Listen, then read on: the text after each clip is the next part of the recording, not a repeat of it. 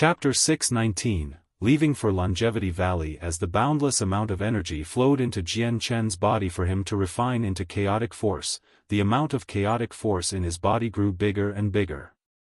As a result, the chaotic core he had formed in his dantian had slowly increased in size as well, from a small soybean to a small fingernail size.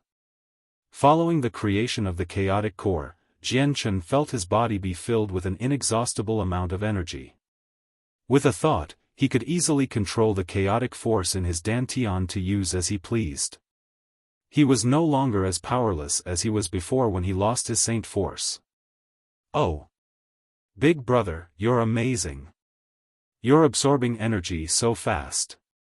Even faster than little spirit.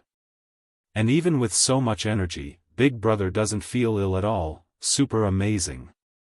Little Spirit spoke as she observed how Jian Chen was doing with a look of surprise. It had been unknown just how much time had transpired, but the core that was growing within Jian Chen's body had only grown bigger and bigger. It was by now already the size of his thumb and was still accumulating energy to a degree where Jian Chen had previously thought to be impossible. Right now, Jian Chen didn't even know just how much energy he had absorbed and processed. By now, the previously boundless amount of energy in Mercenary City had started to thin out to a considerable degree. Oh! Big brother, you've already absorbed 50,000 years worth of energy little spirit accumulated. When will you be done? Soon enough, all the energy little spirit accumulated will be gone. Seeing the energy lessen, little spirit couldn't help but speak with a slightly pained look. But Jian Chen had been completely entranced in his meditative mind state and had not heard little spirit. He knew that since little spirit was protecting this place, there would be no dangers here at all, so he could focus completely on refining the energy. As thus, his guard was at its lowest point. With the assistance of the sword spirits, a dreadful amount of energy was being absorbed at a constant fast rate. An unknown amount of time had gone on before the core in his dantian had grown to the size of an egg now. And the energy underneath Mercenary City was fewer than before. As Jian Chen was basking in this completely euphoric feeling of his power being increased, the flow of energy into his body was suddenly stopped.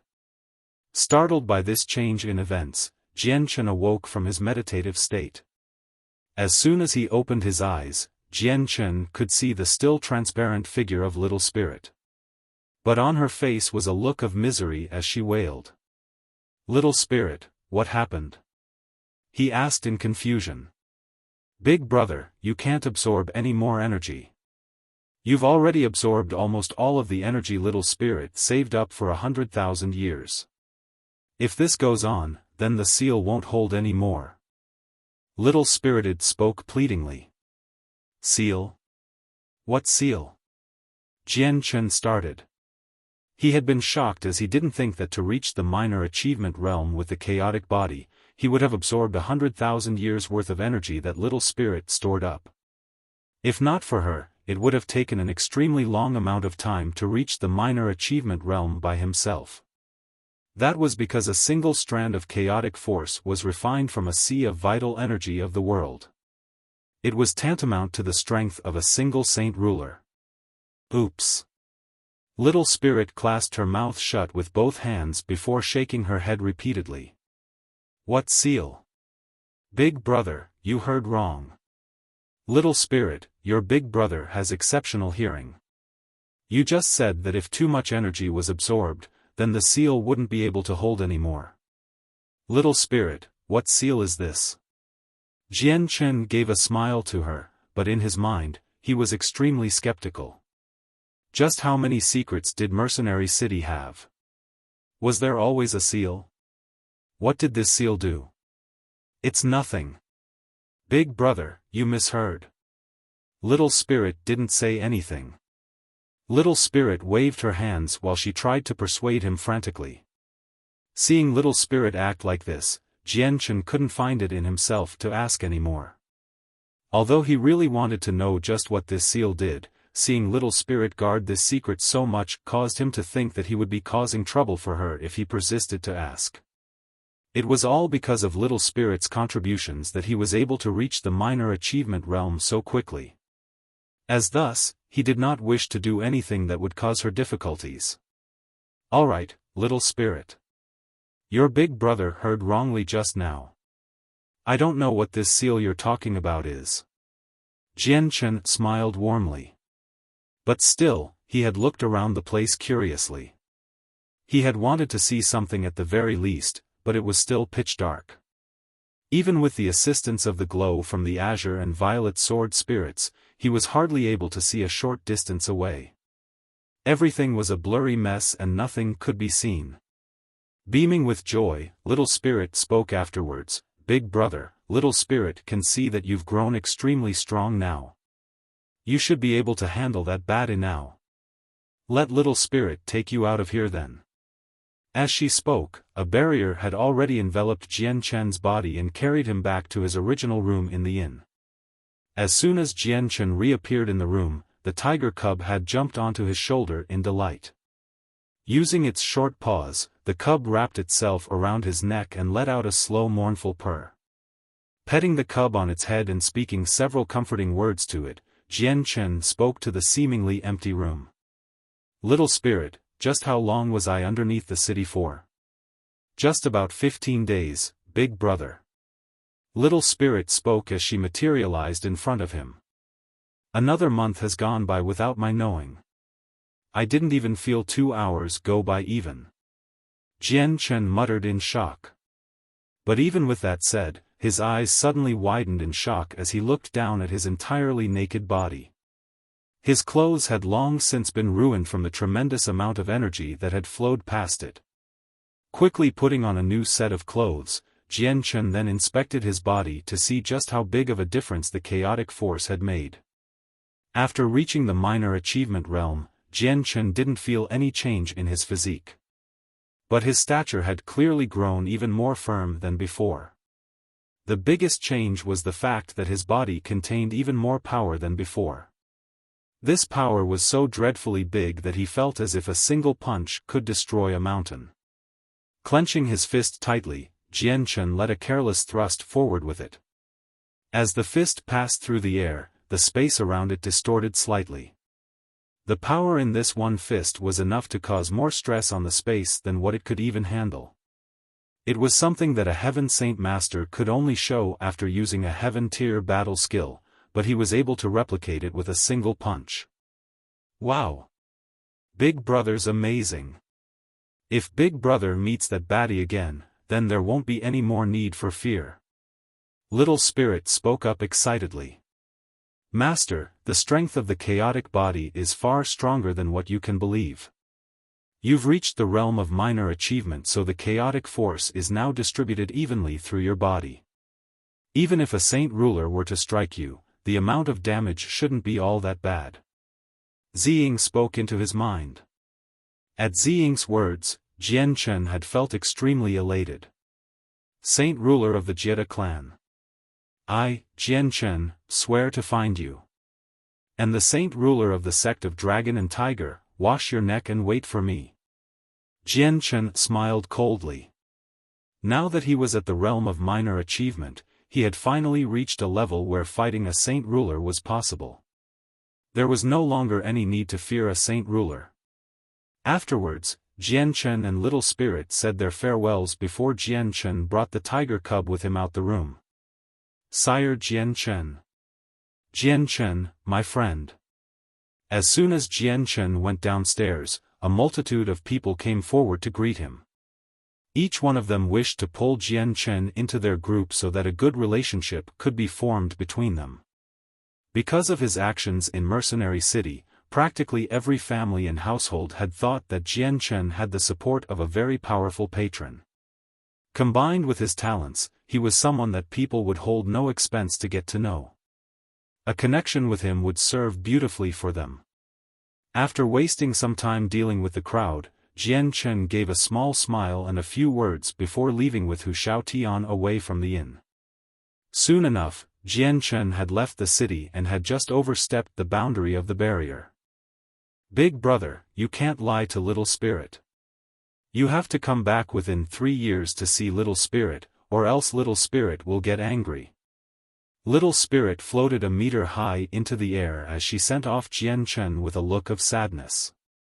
She was very unwilling to part with Jian Chen. Little Spirit, be at ease, as long as nothing major happens, your big brother will come back to see you. Jian Chen guaranteed again for the 3rd time before stepping away into a blur. With his speed, he shot off towards the direction of Cross Mountains in no time at all. The illusionary step was a heaven-tier battle skill that Jian Chen had once used. It held no offensive power and only served to make one even faster than before. With that, Jian Chen had been able to escape the pursuit of a Heaven Saint Master even as an Earth Saint Master. But after the loss of his Saint Force, he had been unable to use the illusionary step. Though, with the chaotic force now being used instead of Saint Force, he could use the illusionary step once again. Only prairies were around Mercenary City, but Jian Chen could be seen blurring past the prairies at tremendous speeds. Perhaps it was because of his illusionary step, but his speed now was far faster than what the power of flight could give him.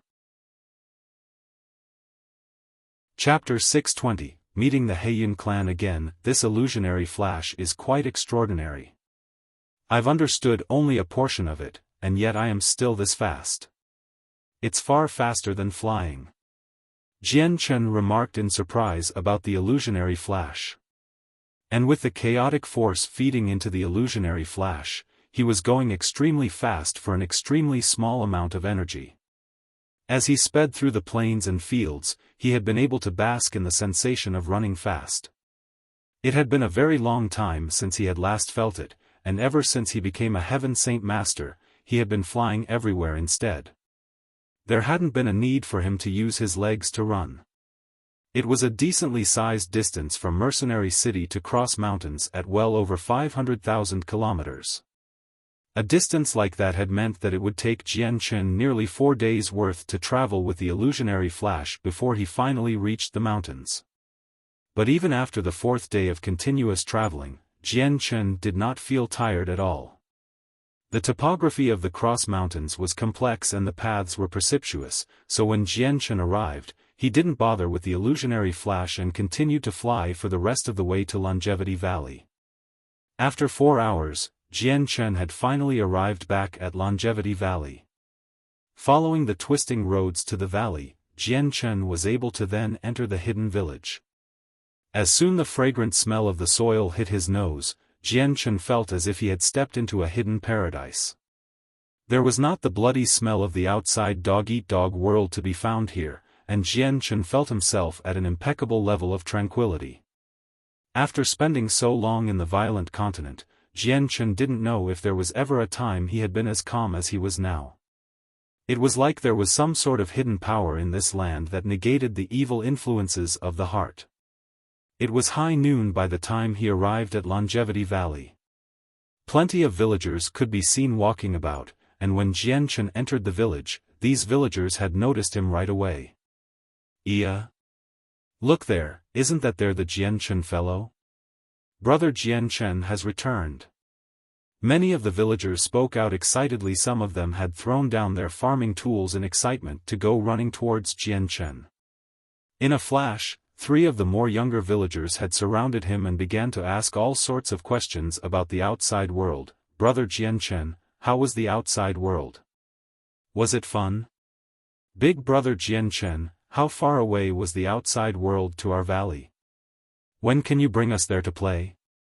Big brother Jian Chen, I heard that the outside world is dangerous. Is it true? Did you face danger out there?" These 3 youths had blabbered on and on with questions for Jian Chen to answer, but each question had been related to the outside world. They were villagers that had never stepped out from Longevity Valley and into the outside world. Because of that, they had never personally seen the outside world for themselves and was extremely curious as a result. "Jian Chen." A dignified voice spoke out as Xiaomi came forward towards him. He had been shirtless and wore only short pants down below. "Uncle Xiaomi." Jian Chen spoke out happily to him. He was the uncle of Little Fatty and was a sixth cycle Heaven Saint Master. For him, there was only a small step before he would become a saint ruler. Nodding his head, Xiaomi looked at Jian Chen carefully. Jian Chen, he smiled. You must have come back for Little Fatty. That promise you made with him has passed several months already. Jian Chen smiled apologetically. Uncle Xiaomi, please accept my sincerest apologies. I had planned to return earlier, but I had been forced to delay my visit because of some unforeseen events. Xiaomi gave a loud laugh as he answered, no worries, I know what the outside world is like. Whenever there is trouble that can't be avoided, it is only natural to be held up by it. But Jian Chen, if you're here for Little Fatty, your arrival is a little untimely. Why is that? Has Little Fatty not yet become an Earth Saint Master? Jian Chen asked. That's not it. Xiaomi shook his head. Little Fatty has exceptional talent, it's far stronger than mine or my father's in fact. There had been nothing wrong with his development. He had only required a half-year to become an Earth Saint Master, but because my father was not willing to let him go with you into the Tianyuan continent like this, he took Little Fatty with him to teach and give a few things to him. This way, when he goes to the outside world, he'll be able to protect himself. Uncle Xiaomi, when will Little Fatty return then? Jian Chen asked. It should be any time by now. I'd reckon 3 months. He replied. 3 months, that's enough time for me to handle a few things. Jian Chen thought to himself. Afterwards, Jian Chen made talk with Xiaomi for a while longer before handing several things to each of the villagers. Staying for a day, Jian Chen then left on the second with plans to return within 3 months to meet with Little Fatty. With Jian Chen back on the continent, he brought the sleeping tiger cub with him to a smaller kingdom's first-class city to find a way to find out where the Jita clan was. Now that he was no longer afraid of any saint ruler, the Jita clan no longer imposed a problem to him. He had the strength and he had the blood debt. When it came to an enemy like this, Jian Chen would not forgive them easily. My apologies, sire. The family you are inquiring about is a complete mystery to us. We are only responsible for information within a 50,000 kilometers perimeter. Perhaps this family you are looking for is beyond our area. A 70-year-old man spoke to Jian Chen within an information broker store. Sighing, Jian Chen held out a purple coin and gave it to him. Leaving the room, Jian Chen thought about the Jita clan. It had been unfortunate that he felt helpless in trying to find where the Jita clan was. If only I had known early to ask about them in Mercenary City. Those men would have definitely known where the Jita clan was. Jian Chen sighed to himself. Halt. Stay where you are. Hand over that beast cub if you know what's good for you. Or else you'll be carrying food. At that moment, a large ruckus could be heard at the end of a street. A single disheveled white-robed man could be seen running in between the crowd. His face was pale, and his body was clearly injured from how he was half-hobbling as he ran. Furthermore, the entire top half of his body was drenched with blood as he carried a small magical beast. Right behind him, 3 middle-aged men were running at him with their saint weapons in hand. Each one of these 4 men were Earth Saint Masters, but their pursuit had been long enough for them to all be gasping for breath. With their current speed, it had not been long until the young man brushed up against Jian Chen. Just then, one of the 3 pursuers suddenly stamped hard onto the ground to kick off into the air. His entire body suddenly lit up with an azure light as he sped towards the youth and landed a kick onto his back. Spitting out a mouthful of blood, the young man flew forward into the air before tumbling back down to the ground 20 meters away. The 3 men had immediately came forward to surround him, with one of the 3 glaring evilly at him. Smelly brat, let's see you try to get away now. We only wanted you to hand over that cub. There wasn't a need for you to be harmed at all. But since you've refused our kindness, we'll force you to hand it over then. Since you've killed 2 of our own, we'll make sure you won't get away. Don't even let him say anything and just kill him. This is for He Xiong and He Qing." The other man snarled before hoisting his sword up. Without mercy, he swung the blade down onto the youth's head. Widening his eyes wide, the youth watched the blade come down onto his head unwillingly. He had sadly been far too injured to move. Considering all the energy he spent fighting and running away already, he was completely out. Not a single iota of energy could be used, so he could only close his eyes and await death. Just as the blade was about to cut into his throat, a sudden burst of energy slammed against the sword and knocked it away from his body just narrowly. At this sudden development, the three men had looked startled. Each one looked to where the blast had originated from before one of them cried out, "Which fucker is the one that's getting in our business? To interfere with the Heian clan is a suicidal act, come on out." Everyone watching had been brought to a frenzy as they saw the young man about to be executed. But when they heard that it was the Heian clan, everyone had immediately grown quiet. Jian Chen slowly walked out from the group and smiled at the three men. "So you're men from the Heian clan. I didn't expect to come across you today. I suppose that meeting my enemies on this narrow road was inevitable."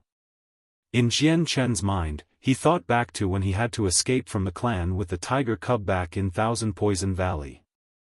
That clan had been the Heian clan with a heaven saint master.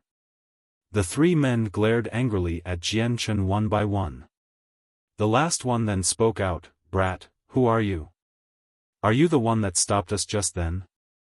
"Who I am isn't important." "But yes, that was I." Jian Chen laughed.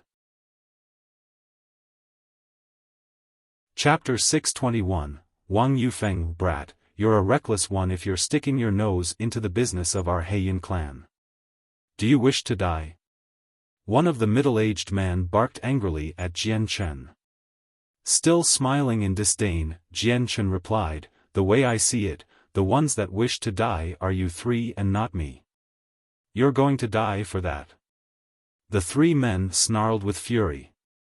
Immediately, two of the three men charged with their saint weapons in order to teach this young man in front of them a rough lesson.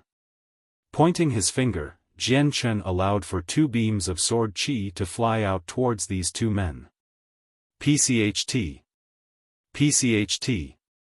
The two beams of sword qi embedded itself into the male's forehead and then out of it, leaving behind a huge cavity in their heads. There hadn't even been enough time for them to scream out before they died. But because of inertia, their bodies continued forward another 5 or 6 meters before finally coming to a stop on the ground with their eyes wide open in death. The fact that Jian Chen had killed two Earth Saint Masters as if it were nothing with just a flick of his finger had caused an endless amount of surprise to everyone watching. They had fled several meters away to maintain their safety as they gasped in shock at the sight. Even those who had been standing nearby Jian Chen had kept their distance. Not a single one of them dared to draw any closer as if afraid of causing trouble with this man. The single remaining survivor from the Heian clan had been dumbfounded by the strength of Jian Chen. He was fully aware of the strength of the two friends of his. They were stronger than even he was, so he was completely caught off guard that a young 20-something-year-old man would be able to kill them both so easily. But even despite his befuddlement, the man had quickly recovered. Without any hesitation in his decisions, he immediately turned around and fled. He was a clever person and knew that Jian Chen had a bone to pick with his clan. If he stayed behind, then he would have been killed like the other two friends of his. And so the only way to survive was to escape as well. Leveling a calm stare at the escaping man, Jian Chen raised his finger again and shot a beam of sword qi accurately onto the man's calf. The man had let out a pain-filled scream as the beam straight through his leg. With pain shooting straight up through his leg, the man's ability to run had been knocked for a loop, causing him to fall to the ground. Slowly walking on over to the middle-aged man, Jian Chen looked at him with cold eyes. "Where is the Heian clan located?" There had been no fear in the man's eyes as he snarled back at Jian Chen, "I'm not afraid to die. Whether it's by torture or by illness, you'll never get anything from me." You didn't seem to look like tough guy. Jian Chen smiled. The youth that had been chased by these three men crawled up to his feet with a painful grit of his teeth. When he saw that the bird-like magical beast cub in his hands was unharmed, he let out a sigh in relief. After listening to what Jian Chen had said, he spoke, "I know where the Heiyun clan is." His voice had been exuberantly weak since his internal organs were heavily injured as well. A fearsome glint entered Jian Chen's eyes as he took in this information. "If someone else knows the answer, what use is there for you?" He spoke. With a single burst of sword chi, he stabbed it straight into the last man's head. Afterwards, Jian Chen walked up to the other youth. When he saw just how heavily injured the youth was, Jian Chen gave a small pause of hesitation as if considering something. Then, he took out a radiant spirit pill from his space ring and handed it to him. "Eat this and recover your strength. You'll be taking me to the Heiyun clan, so traveling there as you are now would be inconvenient for the both of us. Sire, I thank you for your benevolence in saving me, but this item right here is far too precious for." The youth hesitated to take it. "A Class 6 Radiant Spirit Pill is nothing for me. Eat it." Jian Chen waved his finger and levitated the pill into the youth's man and then throat. With the Radiant Spirit Pill ingested, the injuries that the youth had sustained was beginning to heal. Although it wasn't fully enough for a full recovery, it had served to heal him to a considerable degree.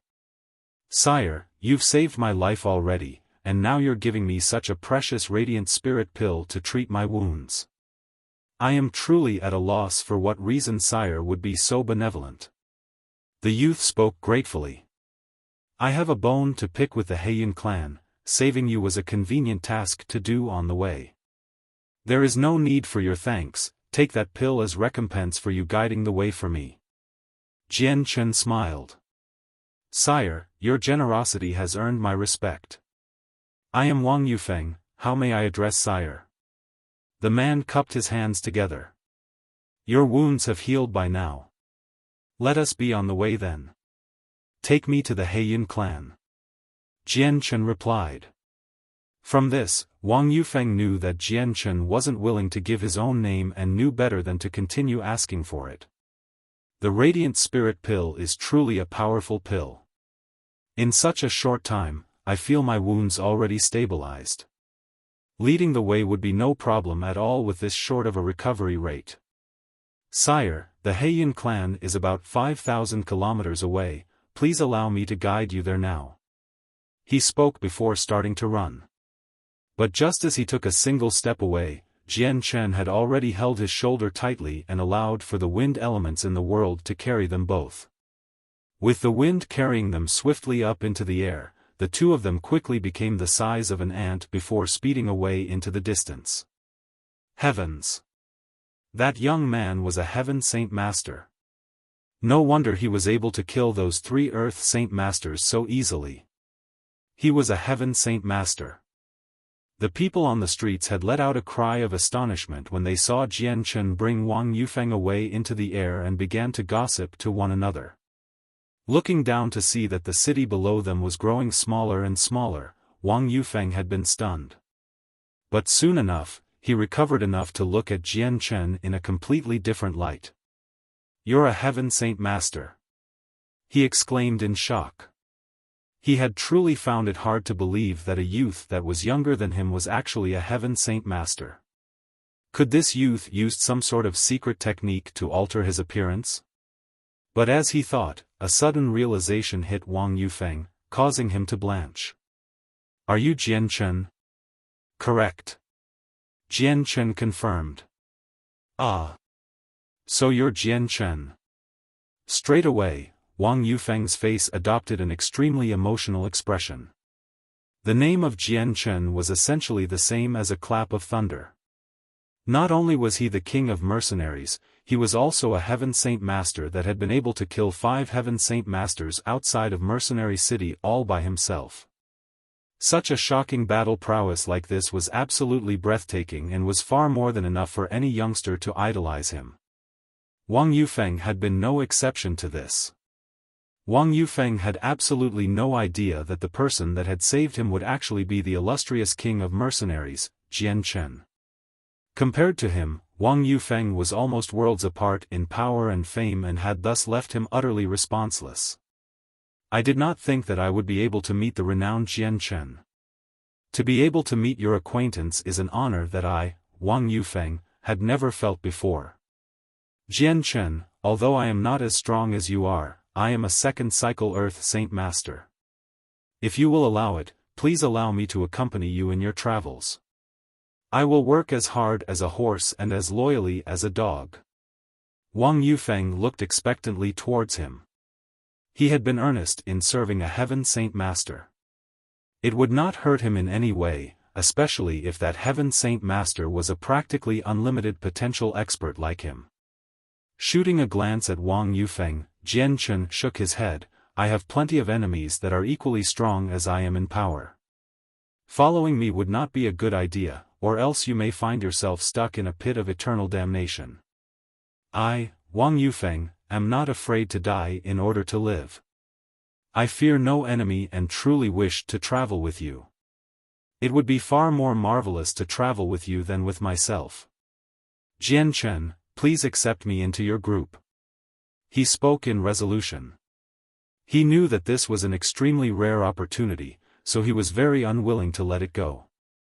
Jian Chen had hesitated for a brief moment when he saw how resolved Wang Yufeng was. Thinking about how few people there were in the flame mercenaries that were loyal to him, Jian Chen reconsidered it. Very well then, since my mercenary group is short-handed at the moment, I'll accept you into it. Jian Chen's reply had caused Wang Yufeng no small amount of joy and had him light up with excitement. Ah, why were the men of the Heiyun clan chasing you? Jian Chen asked curiously. A dark expression crossed Wang Yufeng's face in that moment. Looking down at the bird-like beast cub in his hands, he snarled, "It was all because of this beast cub that I was chased. A month ago, I happened across a steel-wing beast nest in a nearby forest. There was only a single cub, so I was fortunate enough to obtain the cub after expending a large amount of my strength. But then the Heiyun clan accosted me on my way back and wanted to take it from me for their own greed. I knew that I wouldn't be able to take them on and fled for an entire month. Sometimes, I would barely escape death from their hands, and then it was at this final encounter that I was able to receive Lord Jian Chen's help."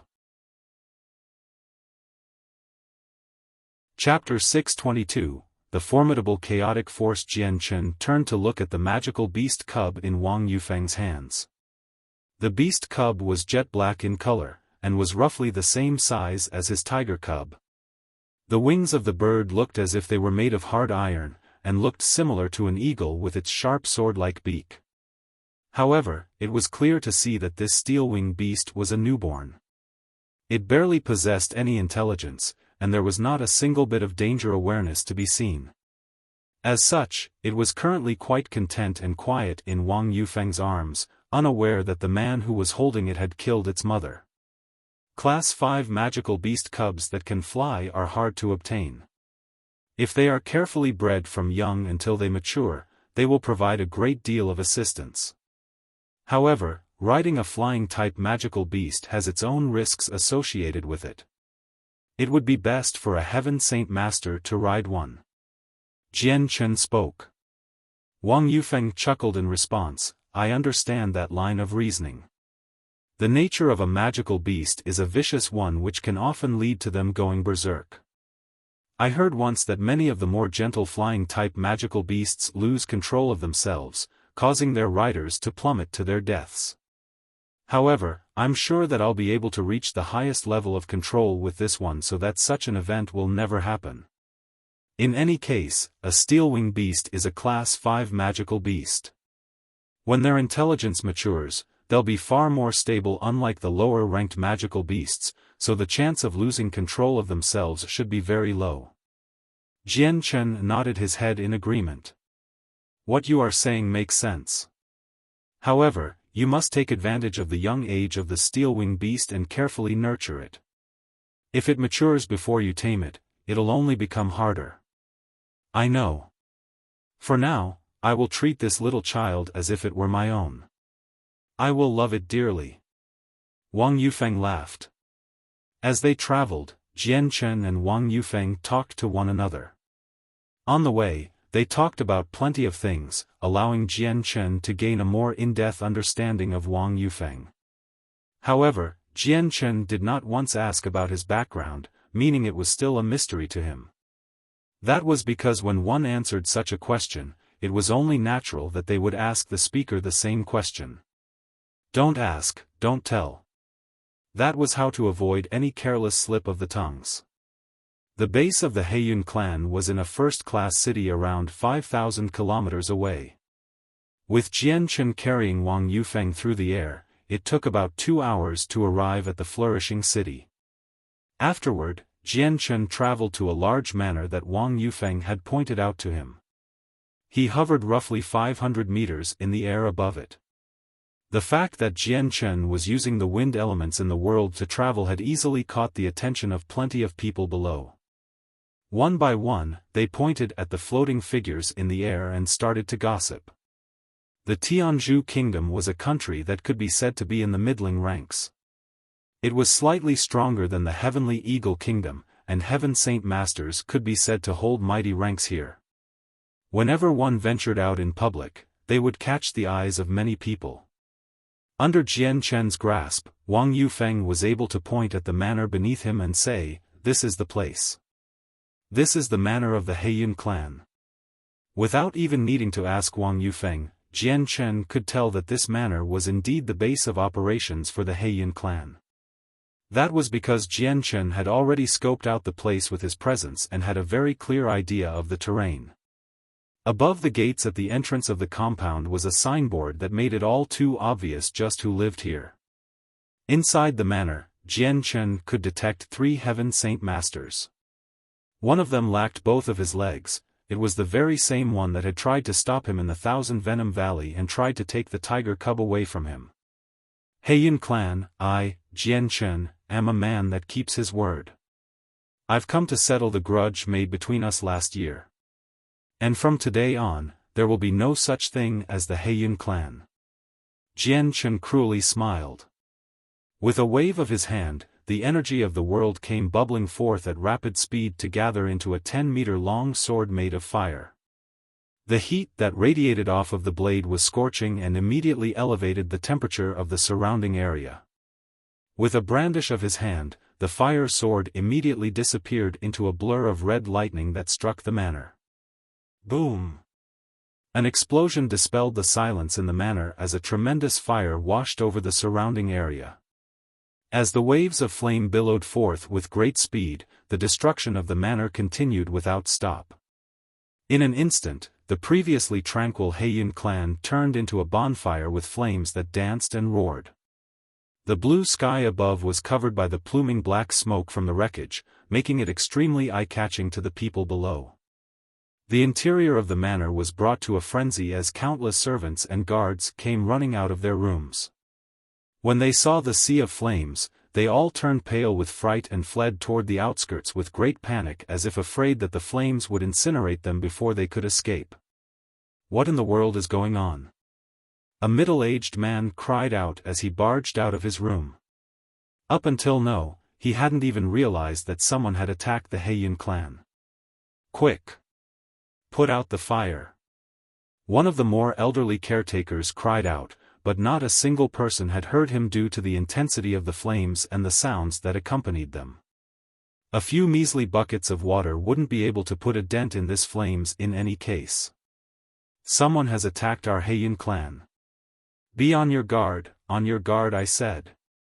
The captain of the guards immediately commanded the rest of the guards of the clan, but when he realized that there were people floating in the sky, his face paled drastically. No. The ones who've attacked us are Heaven Saint Masters. That's not someone we can fight. Chew quick. Call out the patriarch. At the warning of the captain, 3 separate entities flew out of the interior of the manor. The 3 men quickly soared to the heavens to meet with Jian Chen, and at the same time, an elderly voice called out with such volume that the ears of everyone else ached from it. You there, for what reason have you to attack my Heian clan? The elderly man called out with as much dignity as he could muster, but even his dignity could hardly hold back the furious anger the speaker had. Soon enough, the 3 Heaven Saint Masters arrived at the same altitude as Jian Chen. Standing shoulder to shoulder just 20 meters away from Jian Chen, each one of them looked ready to kill him. Who are you? State your name at once and why you are attacking my clan. The bald elder standing in the middle barked out as he grasped his sword. The sharp point of the sword glinted ominously, and if it were any regular person standing there, their valor surely would have dipped to non-existent levels.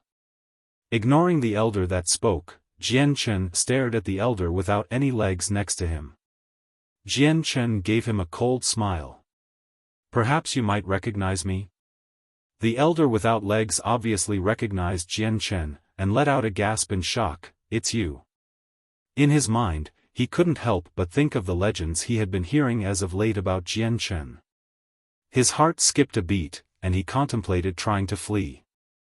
Third elder, who is he? Do you know him? The bald elder asked. He's the one who's been making waves recently with the rumors. The king of mercenaries, Jian Chen. The elder barked with a great deal of difficulty. The bald elder blanched as well when he heard that. What?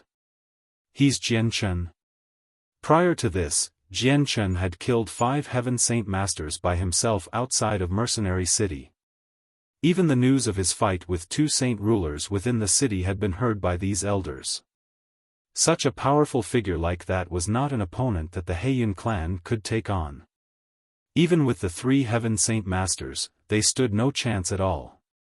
So you do remember me? Then, I presume you remember what I said to you years ago. I said it once. If I, Jian Chen, am not dead, then I'll be sure to annihilate your entire Heian clan. I have never once reneged my words before. I will not let a single one of my enemies escape, and today is the day I make good on that promise of mine. Jian Chen laughed. The 3 Heaven Saint Masters blanched at Jian Chen's words. While 2 of the 3 men there had not participated, they all knew just what event Jian Chen was referring to. Sire Jian Chen, my Heian clan was the one at fault during that time. We give our sincerest apology, and are willing to offer ample compensation. We ask that Sire Jian Chen pardon our Heian clan, and we are more than willing to offer our assistance to you should you require us or our territory. The bald elder's intimidating glare melted away to adopt an apologetic smile. His voice gained a softer tone and no longer contained the iron edge from earlier. Unmoved by the proposal, Jian Chen chuckled, "How lightly you treat your words. Back when I was on the verge of death because of your clan, this blood debt was formed. Just how could I give it up so easily? Only in your dreams." With that, Jian Chen spoke no more and immediately shot toward the head of the leading Heaven Saint Master. The chaotic force began to cycle around his body, and with a flash of light from his dantian, the energy flew into his palm. Now that he could control the chaotic force, Jian Chen's palm took on a gray color as a destructive amount of power came forth. The surrounding area around his palm looked like water as it distorted with ripples and waves. At this one moment, Jian Chen could feel the practically unlimited amount of power he was wielding. It was almost as if his hand could split apart the world around him, and a single punch could kill a Heaven Saint Master instantaneously. This would be the very first time he wielded such a tremendous power. With a grunt, Jian Chen slapped the area around him with his palm, causing the space in front of the slap to distort so violently that a slight fissure formed. With such a destructive force being unleashed from his palm, it was as if a dragon had suddenly been let loose. Chapter 623, Destruction of the Heian clan. With such a destructive force being unleashed from his palm, it was as if a dragon had suddenly been let loose. The space beneath the strike surged violently as the powerful energy ravaged the area around it with dreadful might. The 3 Heaven Saint Masters could feel just how powerful Jian Chen's strike was from the surrounding space. It was like an icy block that froze the three of them in place. Moving even a single finger became difficult. The three Heaven Saint Masters had only enough time to turn pale in fright before the boundless wave of energy slammed against their bodies unceremoniously. In the face of such a tremendous amount of energy, the three Heaven Saint Masters folded as if they were ants. Without putting up any resistance, their bodies split apart into a violent display of blood and gore. The palm strike of Jian Chen had not stopped there. The influx of energy completely shattered the bodies of the three Heaven Saint Masters before continuing to slam into the manor below. Boom! Following a tremendous cracking sound, the entire world seemed to shudder as if giving birth to an earthquake. Practically everyone in the city felt the ground beneath them shake, and several of the more shoddily built restaurants could not help but unsettlingly sway. Bits and pieces of the Heiyun clan's manor splintered into every single direction possible. At the center, the ruins of a tremendous strike could be seen. In an instant, the previously flourishing city was left a mess, and the Heiyun clan tragically suffered. The previous proud manor had been reduced to a ruined wasteland, and only smoke could be seen from what used to be the walls and roofs. At the very center of the manor grounds, a single hole about 100 meters wide and 10 meters deep could be seen. Furthermore, this giant influx of energy had damaged every single building within a kilometer radius. From the epicenter of the Heiyun clan, not a single building remained untouched by the blow. The might of the palm had caused such devastation. This was the power of a saint ruler. From his perch high in the sky, Jian Chen observed his handiwork. He felt startled by the might of his own palm, and remained quiet for some time. He did not expect such devastation to occur after attacking the elders. Is this the power of the chaotic force? Jian Chen thought to himself in surprise. The might of the chaotic force had indeed been out of his expectations. Three of the Heiyun clan's Heaven Saint Masters had been killed so easily that it was almost as if they were nothing. His attack made him experience just how true the saying was, in front of a saint ruler, everyone else is an ant. That saying was a veritable truth. In front of a saint ruler, everyone else may as well be an ant. Even Wang Yufeng, who had been leading Jian Chen, was rendered speechless by the devastation. His eyes were as round as plates, and his mouth had dropped open wide enough for an entire chicken egg to fit in it from his shock. He could see that Jian Chen had only struck with his palm, yet that attack had killed three Heaven Saint Masters. Furthermore, it had brought forth such devastation. It truly filled him with disbelief, and for a moment, he doubted what he was seeing. He wasn't a Heaven Saint Master, but even he understood that a Heaven Saint Master shouldn't be able to cause this much destruction. Could Jian Chen already be a... Wang Yufeng suddenly began to shiver as a question popped in his head. This thought that had suddenly popped in his head was so terrifying that even he wished to stop thinking about the answer. Plenty of people gathered in the surrounding area of the Heiyun clan to see the outcome. A procession of soldiers had already formed as well, but even they could only look up in misery at the floating figures above. Each spectator remained silent, completely shocked at the sight. The army of soldiers didn't dare say a thing. Despite the destruction of part of the city, not a single one of them was brave enough to even fart right now. The Heiyun clan held an extremely lofty and powerful status within the city. They had been the strongest faction in the city and had been considered second to none even in the kingdom they resided. However, this mighty faction had been wiped out in an instant, and against their assailant, they might as well have been nothing. This was something that every single spectator found hard to believe. Half a moment later, Jian Chen finally let out a long turbulent sigh to control his emotions. With a wave of his hand, he tossed several space rings into the hands of several people down below. "We're going," he informed Wang Yufeng before turning around to leave the city, leaving behind the dumbfounded citizens of the city. It had only taken a single wave of his palm to cause an irrevocable amount of damage to the Heiyun clan. The blood debt that Jian Chen had with the Heiyun clan could be considered to be done and over with. The following days after, Jian Chen relentlessly continued to try to find the whereabouts of the Jie clan. The Jie clan remained true to their label as a hermit family, staying hidden in a forest or mountain somewhere.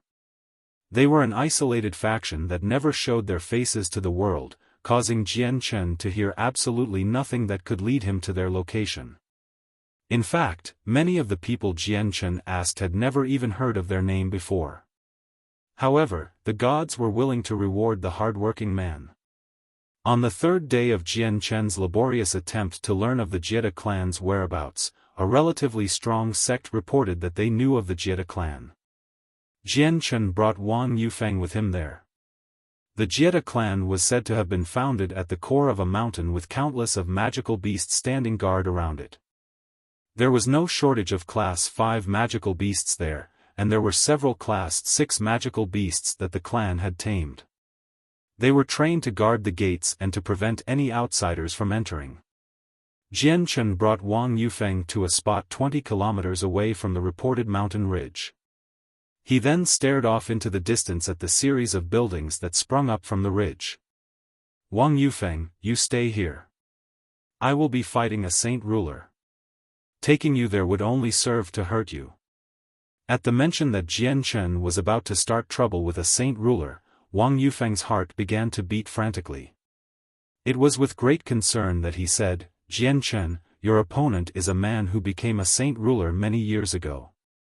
Furthermore, this is his domain. If you're going in there alone, you must be careful. Relax. I'll be fine, but you must make sure to hide yourself away. Don't let the men of the Jie clan catch you. There might not be any magical beasts around here, but make sure that you don't get caught by one nonetheless. Hide yourself now. Jian Chen instructed before flying into the air to reach the Jie clan. V. Chapter 624. Challenging the Jie clan. There was a place in the backmost courtyards of the Jie clan that the majority of people were forbidden from entering. This forbidden place was what many of the clan members considered to be a type of holy ground. Practically everyone bowed reverently in the direction of these grounds when standing near them. The patriarch of the Jie clan would often shut himself off from the world in this forbidden place to focus on his cultivation. He was the sole saint ruler of the Jie clan and was the sole reason for the Jie clan's status as a hermit clan. Within a flower garden in the forbidden zone, all sorts of flowers were blooming in a stunning fashion. A rich aroma wafted through the air, and a large rabble of butterflies could be seen flapping their wings gently as they traveled through the air, giving this deathly quiet area a vibrant feeling of life. At the very center of the flower garden was a wooden house. This wooden house clearly looked as if it had stood for a very long time. The wood was ancient, but despite that, it remained standing with signs of damage from the passage of time. It had clearly been worn down to the point where it looked as if it would collapse. Like an elderly man that seemed destined to fall at any moment, this house looked as if it was about to collapse on itself with a single totter. Within the house, the patriarch of the Jie clan sat at a wooden table in the center of the room. His eyebrows were furrowed together as if deep in thought, and his face was covered with a look of worry. Ever since his escape from Mercenary City, the man had been living in unease without a day of solace. When he had first realized what was happening in Mercenary City, he had been deeply influenced by it. Jian Chen was able to do as he pleased in Mercenary City without restraint, and for the life of him, the patriarch could not understand why. As a 2,000-year-old saint ruler, Patriarch Jie knew a lot about the world. Even the barrier of Mercenary City was known to him to several degrees, and he knew that its capabilities were something that a Heaven Saint Master could never hope to match. Jian Chen had violated the laws of Mercenary City, but he had not been punished. In the eyes of an outsider, Jian Chen had clearly some sort of connection with the power holders of the city, but Patriarch Jie didn't truly believe in that. He knew that the barrier of the city had gained sentient life which had given rise to the rumors of the spirit of the barrier. It had already been countless of years since its birth, and the status it wielded in Mercenary City was something practically no one could ever touch aside from the founder of the city himself, Mo Tianyun. Not a single person could command the spirit of the barrier, not even the Grand Elder. Patriarch Jiedu was completely convinced that the reason why Jian Chen had escaped punishment had nothing to do with having a relationship with the power holders of Mercenary City. The elder was puzzled by the method Jian Chen used to escape punishment. He was more worried about Jian Chen's talents and the fact that he could not locate the Duanyun sword than the method Jian Chen used to escape punishment. Patriarch Jiedu was more than aware that Jian Chen was skilled enough to reach the realm of a saint ruler soon. With such a powerful entity as an enemy, the Patriarch knew that it would lead to nothing good. However, the undeniable importance of the Patriarch's ruler armament meant he was extremely unwilling to forget about it. Not only was the ruler armament a treasure to the Jiedu clan as their symbol of power, it was also passed down from generation to generation from the previous Patriarch. It held meaning beyond all else and would be a great boon to him when he attempted to cross over to become a Saint King. A Saint Ruler at the 9th heavenly layer would be able to fuse with a ruler armament, and in the case that one was successful in doing so, that Saint Ruler's chances of making the breakthrough to becoming a Saint King would skyrocket. I absolutely cannot return to Mercenary City, but if Jian Chen spends the rest of his life in Mercenary City without leaving, what good will that be? With time, even he'll become a Saint Ruler, and when the time comes, he definitely won't be easy to deal with. It seems I have no other choice. Even if I cannot take back the ruler armament, I cannot allow Jian Chen to live any longer. Otherwise, he'll bring doom and destruction to the Jiedu clan. The Patriarch muttered to himself. Suddenly, a tremendous power from outside suddenly made itself known to him. Sensing this provoking aura, the Patriarch sat upright. What power? Who might that be? He wondered aloud to himself before flying outside to greet the invader of his territory. Just 100 meters above the Jiedu clan, the white-robed Jian Chen hovered in place, icily looking down below him. His eyes were intimidating, and his aura was not concealed at all. It was there for the entirety of the Jiedu clan to notice and tremble under. Suddenly, 10 different figures came flying up to greet him. One by one, they surrounded Jian Chen in a tight ring with unfavorable expressions. Roar! Roar! Roar! Roar! For heaven-shaking roars could be heard as 4 different magical beasts came flying forward from different directions. Shortly afterward, the entire forest seemed to shake as the silent Class 6 magical beast protectors sensed the abnormality in the area and came to greet Jian Chen. These Class 6 magical beasts were not similar to the ones born in the wild lands of Cross Mountains. They were born and bred from the careful and painstaking energy of the Jiedu clan. As a result, the friendship between magical beast and humans had reached a skin-tight relationship. Over these years, these Class 6 magical beasts had spent their entire lives protecting the clan silently against any invader or mercenary that dared to draw too close. Boom! Boom! Boom! Following 3 separate muffled explosions, 4 large magical beasts made their way into Jian Chen's line of sight. Jumping from the mountain range, the magical beasts were like miniature mountains themselves. With each step they took, the earth beneath them shook. They were pitch black in color and stood on 2 legs exactly like how a human stood. The only exception was that their heights were roughly 30 meters tall, a height far taller than a human. Boom! Another muffled explosion reverberated across the sky as the 4 Class 6 magical beasts positioned themselves 200 meters away from Jian Chen. They stood in the cardinal directions, surrounding Jian Chen yet again. Hemophilic apes. Jian Chen recognized the 4 Class 6 magical beasts, feeling slightly surprised. Hemophilic apes were a type of magical beasts that had particularly bloodthirsty and violent tendencies. They were, as a result, extremely hard to tame, but the Jiedu clan had somehow managed to perfectly tame 4 of them as protectors.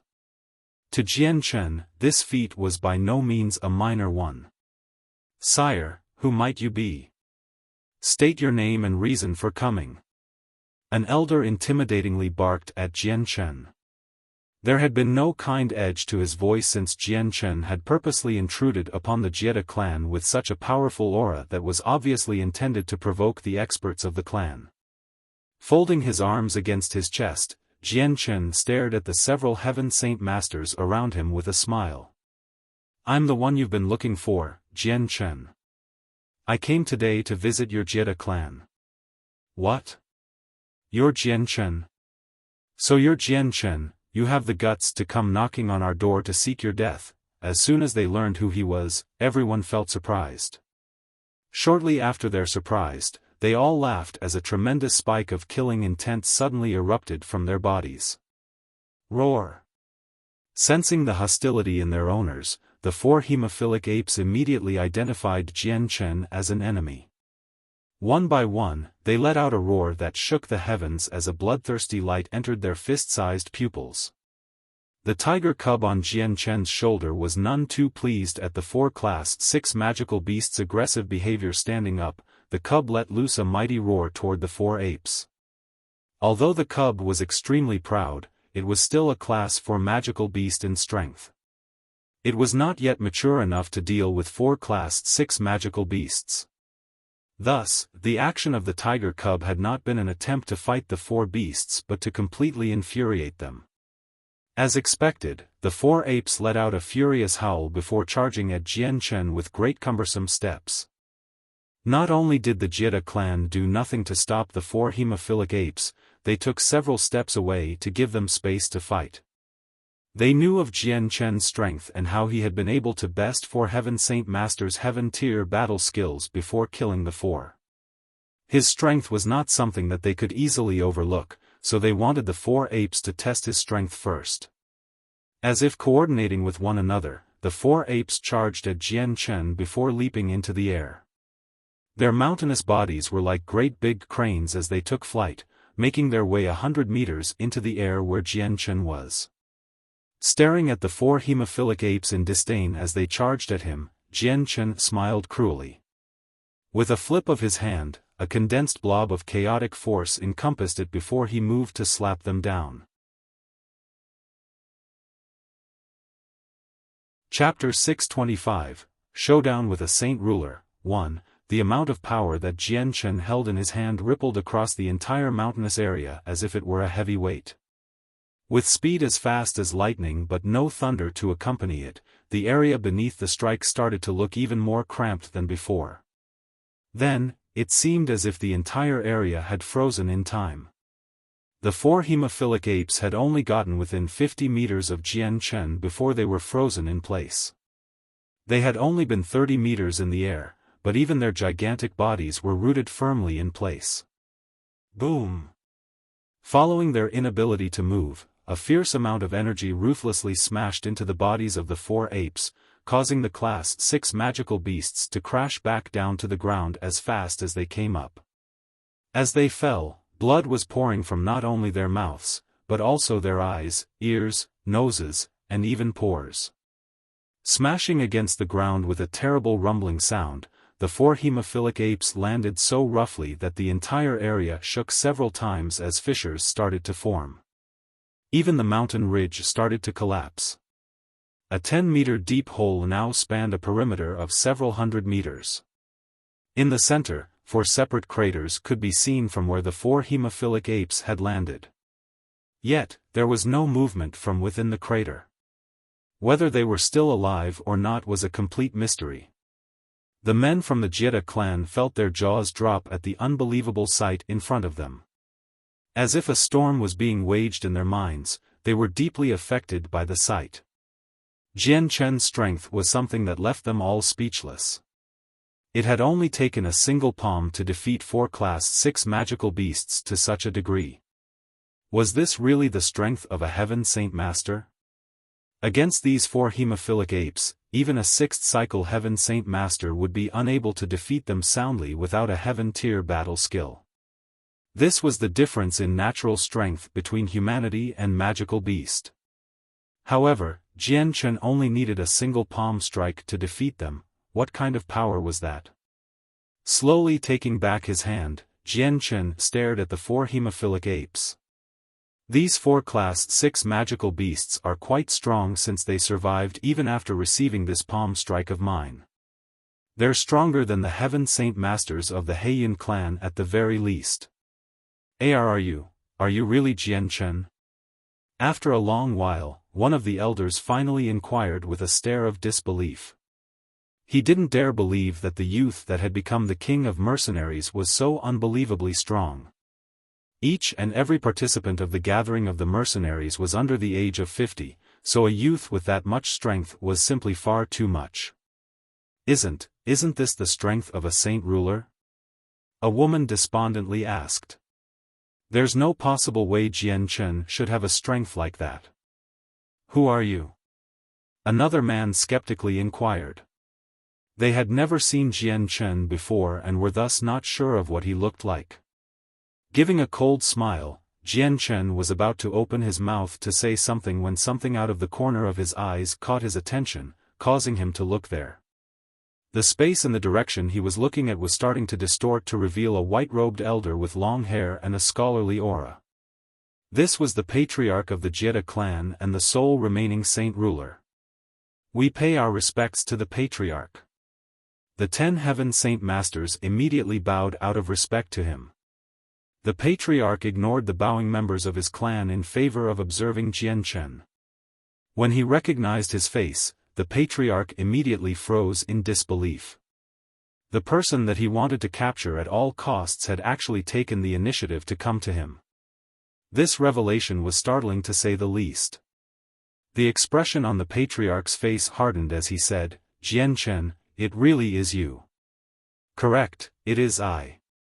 Today, I've come to pay a visit to your clan. Jian Chen smiled as he cupped his hands in mock salute. He exuded the air of a regal prince, and if anyone else were to look at the two, they would have assumed that Jian Chen was a good friend of the patriarch. Letting out a cold snort, the patriarch ignored Jian Chen's actions. He swept his eyes down to the 4 deep craters and then back to Jian Chen with a solemn expression. Jian Chen, did you do this? What other person is there here but me? Jian Chen smiled. Impossible.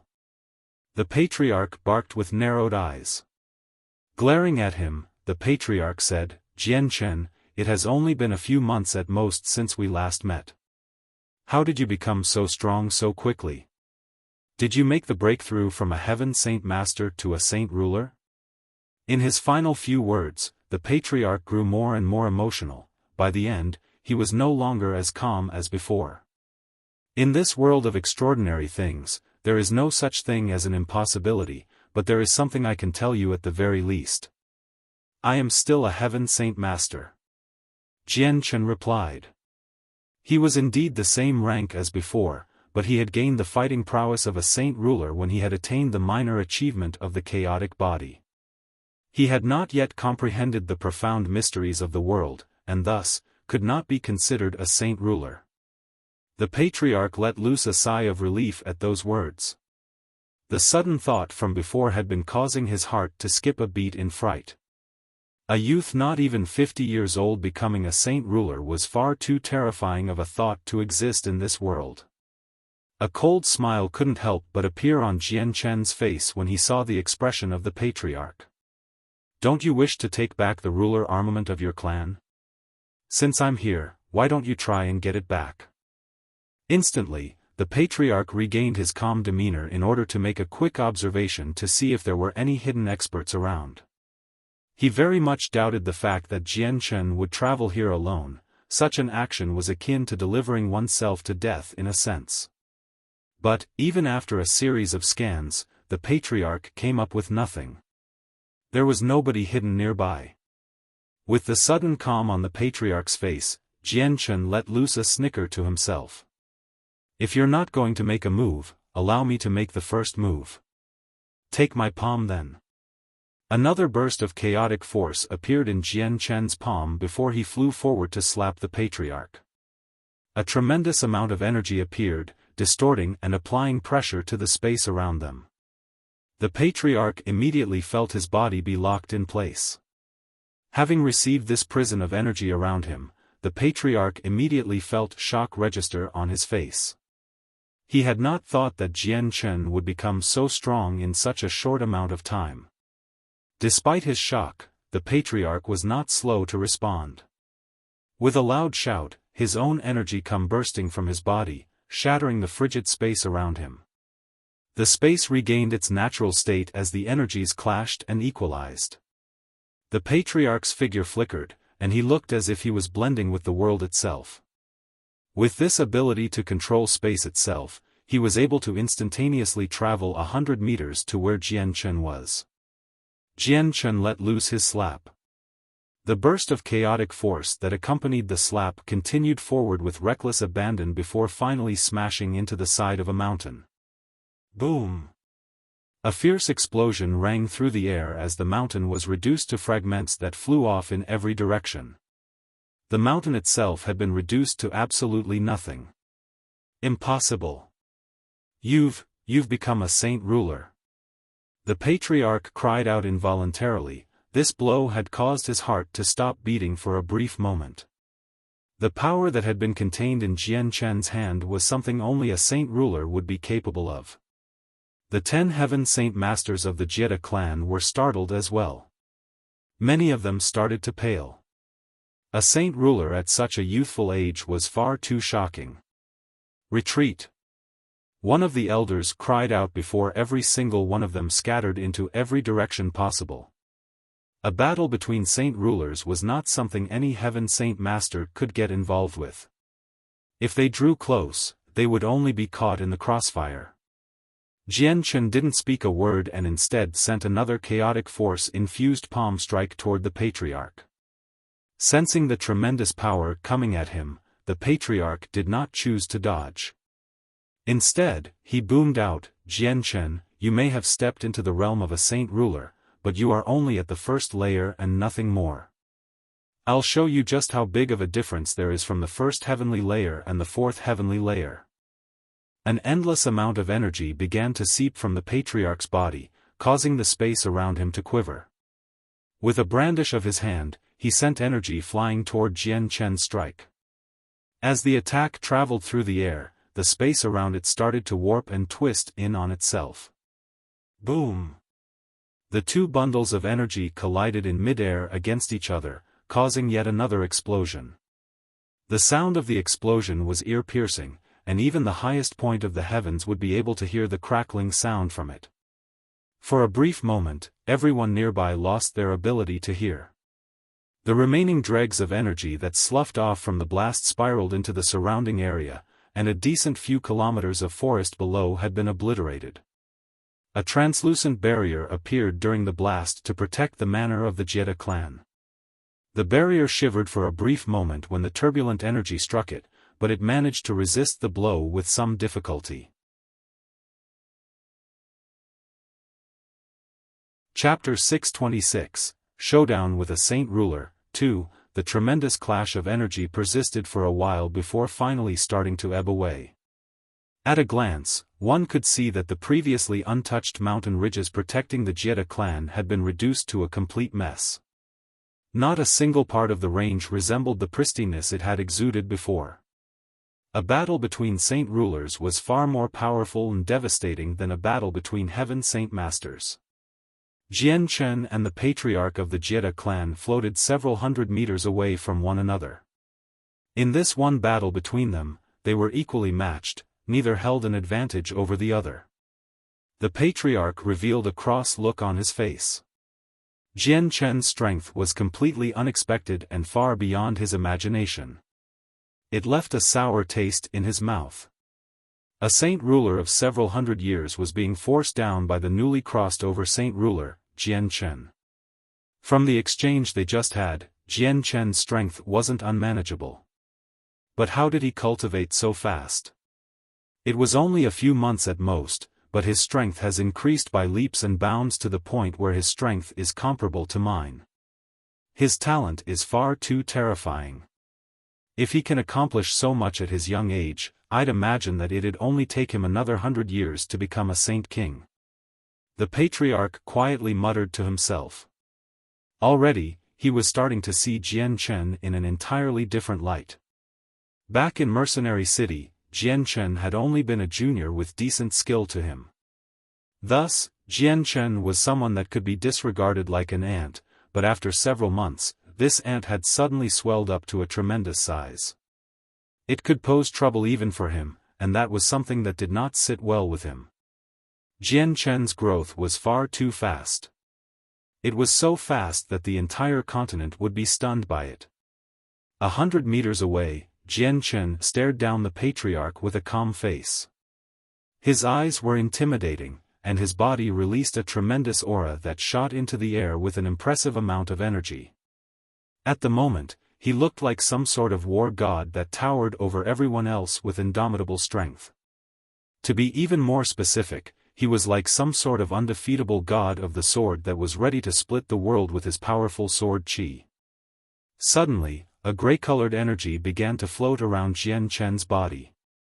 This was an incoming surge of chaotic force, gathering wisp by wisp in his hand.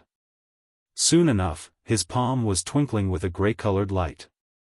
With such a large amount of energy gathered, the space around it started to twist and distort once more. When the patriarch sensed the amount of energy gathering in Jian Chen's palm, he grew serious as well. As a saint ruler, he was able to sense that the energy in Jian Chen's hand was far stronger than his own saint force. This realization was extremely troubling, and he was left no time to hesitate. With both arms moving into action, his palms moved in front of his chest to accumulate an extremely mystical power that attracted the profound mysteries of the world. As his hands moved, the space surrounding him started to flow like water. It was like some sort of mysterious power was accelerating the flow of time. At this sight, the 10 Heaven Saint Masters that were watching knew that the two combatants were charging up their attacks. Without even needing to be told, they immediately grabbed the people hiding behind the manor's barrier and fled as far as possible. They could not guarantee that the barrier would be able to hold up against both Jian Chen and their patriarch's attack. Several seconds passed before Jian Chen took the first move. With his palm thrusting forward, the chaotic force that had accumulated in his palm came flying out like a stream of water. Carrying a tremendous power, the chaotic force traveled toward the patriarch. Ha! At the same time, the patriarch let out a deep grunt. His palms shot out as fast as lightning, letting loose the mysterious energy he had been accumulating. This energy contained the profound mysteries of the world. It could not be seen nor felt by those who did not comprehend it. It was something that fused with the world and space itself, mysteriously and indescribably. When the two energies collided in the air, the expected explosion from the collision of these two energies, strangely, did not happen. There was no fallout from the energies washing over the surrounding area either. Instead, the space where they collided gave a mighty shudder and shake as the energies tore it apart. A single meter-long fissure appeared in the sky, but was quickly patched back up by the world. At the very center of the collision was a single black hole, but unlike any normal black hole, there was an extremely faint light from a star that could be seen inside. Jian Chen's chaotic force was stuck in a deadlock with the patriarch's profound mysteries of the world, in a constant struggle to win over the other. Eventually, both powers tried to cancel each other out as their energies began to fade. Within several seconds, Jian Chen's chaotic force ended up the winner of the exchange while the profound mysteries of the world had been completely used up. The remaining chaotic force had not been slowed in the slightest. It continued to fly toward the patriarch. What is this energy? How is it so powerful? The patriarch cried out in astonishment. Pushing out with his palms again, he forced out even more saint force from his body to try and counteract the slightly weaker chaotic force. Master, you can't keep going on like this. Your usage of chaotic force is far too much, also, the true might of it is not being displayed. It is only with the chaotic body that the chaotic force can show its true might. Ziying's voice explained in Jian Chen's mind. Jian Chen's heart skipped a beat after hearing this. He immediately gave up the idea of using the chaotic force as a projectile against his enemy. At a thought, the wind elements in the world gathered around him, surrounding Jian Chen with an azure light. Jian Chen flew straight for the patriarch. Master, the chaotic force should be distributed throughout the body to show off the might of the chaotic body. Qingsuo instructed with a sing-song voice in Jian Chen's mind. They were extremely knowledgeable about the chaotic force, unlike Jian Chen, who had only just made contact with it. He was a complete stranger to this powerful energy, and required the two sword spirits to guide him on how to use it. Chapter 627, Showdown with a Saint Ruler. 3. Jian Chen didn't hesitate in his actions after listening to the sword spirits. Like an obedient schoolchild, he immediately swallowed some of the chaotic force from his dantian and spread it throughout his body. With the fusion of the two, Jian Chen immediately felt the strength of his body elevate to a higher level in terms of defensive might. Once the chaotic force had spread through his body, Jian Chen didn't even feel the chaotic force dissipate. It continued to maintain that same level of strength throughout his body without being used at all. The following moments after he had used the chaotic force to strengthen himself, Jian Chen felt his entire body continue to operate at an extremely boosted level. During that moment, Jian Chen drew closer to the patriarch. His palm became a fist filled with chaotic force meant to punch the patriarch. As the fist traveled, the surrounding space around it violently trembled. Jian Chen wasn't adept in close combat fighting with his own body, but Jian Chen didn't worry about any threats because the powerful chaotic force had been joined with the chaotic body. The patriarch was startled at Jian Chen's choice of attack, but then a small smile appeared on his face as he said, "Jian Chen, this old man has a considerably strong body. Allow me to teach you a good lesson with it." Without delay, the patriarch's right hand formed a claw shape as it filled with saint force. That hand flew toward Jian Chen's neck while his left hand moved to block Jian Chen's punch. The patriarch of the Jie clan was without a doubt a saint ruler. He was one who had peered into the abyss that was the profound mysteries of the world and understood the secrets to space. A fist of his contained the powers of space, and was extremely fast as a result. It moved so quickly that Jian Chen had no time to dodge the attack. Thus, the man to grab Jian Chen by his throat. Jian Chen felt startled to see the hand reach his throat. Although the chaotic force was still spread throughout his body and boosted it to an unbelievable level, Jian Chen was fighting a saint ruler either way. He wasn't even sure of how strong he was with his body as it was right now. He was unsure whether or not he could survive the saint ruler's strike to his throat.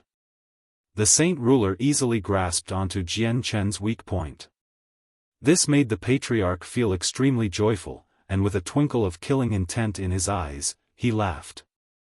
"Jian Chen, you may have stepped into the realm of saint rulers, but you've clearly not understood the mystery that is space. Allow this old man to send you to your death." With the final word, the patriarch squeezed his right hand, trying to snap Jian Chen's neck. After the patriarch clenched his hand, he came to the startling realization that what he was holding was not flesh and blood, it was something many times harder than steel and stone. The look of joy on the patriarch's face slipped away with the realization. Staring at Jian Chen in shock, he asked through his befuddlement, "How? How did your throat become this tough?" By now, Jian Chen's body was completely filled with chaotic force and boasted a defensive might that was startling. Even a saint ruler wouldn't be able to leave a scratch no matter how hard he tried. One wouldn't even be able to snap Jian Chen's neck. Jian Chen was filled with an endless amount of joy while he calmed himself down. At the same time, Jian Chen's right palm made contact with the patriarch's palm. With a sharp crack, the bones in the patriarch's right arm fractured. Letting out a deep grunt in pain, the patriarch watched as his right arm lifelessly drooped down to his side. Jian Chen also grunted as the chaotic force in his right arm cycled. Jian Chen punched at the patriarch's chest, but the space around his fist froze up, allowing his punch to travel even faster. After experiencing Jian Chen's punch once, the patriarch was now painfully aware of how strong his fist was. Unwilling to allow himself to be used as a punching bag, the patriarch's body flickered into non-existence. By borrowing the power of space, he was able to retreat several meters away where the frozen space Jian Chen had created did not affect him. Bang! The fist of Jian Chen impacted against the sky, letting loose a muffled explosion while space became heavily distorted. Jian Chen did not hesitate to let out a loud hiss after his punch missed. He charged straight for the patriarch, who was still several meters away, as his fighting intent rapidly increased. The patriarch's face hardened when he felt the amount of power in Jian Chen swell up. Swiftly turning around, he borrowed the power of space once more to retreat several hundred meters away. Once there, he began to condense his saint force into his right hand. In a second, a sword made of fire appeared in it. The flames that flickered off the blade were so intense that they seemed to burn the very space around them. And now, this old man won't be holding back any longer. Let this old man have some good fun. The patriarch spat. After these several exchanges, he knew that this was no time to hold back, otherwise, there would be no way to counter this upstart of a youngster. Chapter 628, Subjugation. 1. The patriarch of the Jiedu clan was one with the space around him. In his current state of harmony, he was free to travel almost instantaneously toward Jian Chen. His saint weapon resplendently shined as it flew at Jian Chen. Following the path of the blade, a fissure about 2 meters wide was torn asunder. Even Jian Chen felt slightly intimidated by the might of this sword swing. He knew that his chaotic body had been strong enough to endure a throat-crushing experience, but this time he was facing the edge of an extremely sharp weapon. Compared to a claw, a sword was far more intimidating. Jian Chen had no guarantees that he would be able to survive this attack as easily as the strike before. The power that came from a saint ruler when they used their saint weapon was not insignificant. Unwilling to take the sword head-on, Jian Chen decided to evade by dodging to the side. However, he was still a heaven saint master. It was true that he had the battle strength of a saint ruler, but Jian Chen had not been blessed with an iota of comprehension of the profound mysteries of the world. This one-sword swing of the patriarch was imbued with the powers of space itself. Jian Chen was left with no bargaining power as he tried to dodge the sword. In the end, Jian Chen was struck in the chest by the flaming sword. However, the sword did not pierce his body as expected. When the moment came for the saint weapon to make contact with Jian Chen's chest, the forward momentum of the sword came to a grinding halt, and moved no further. Despite its unbelievably sharp point and the power behind it, it was only capable of cutting through a shallow layer of skin, drawing a dot of blood. Patriarch Jiedu's irises dilated to practically a needle circumference as he gasped in shock at the small point of damage on Jian Chen's chest. He couldn't believe it. While he didn't put his entire might into this one swing, it was still roughly 80% of his raw might. This energy could destroy the world around him if directed, yet Jian Chen was still floating in front of him practically unharmed. Such a sight was far too much for him to accept. Jian Chen looked down at the mosquito bite-like injury on his chest, and an extremely wide smile graced his face. A saint ruler had used his saint weapon, yet it was ineffective. This only went to show just how strong the chaotic body was. Now, Jian Chen was no longer afraid of the patriarch.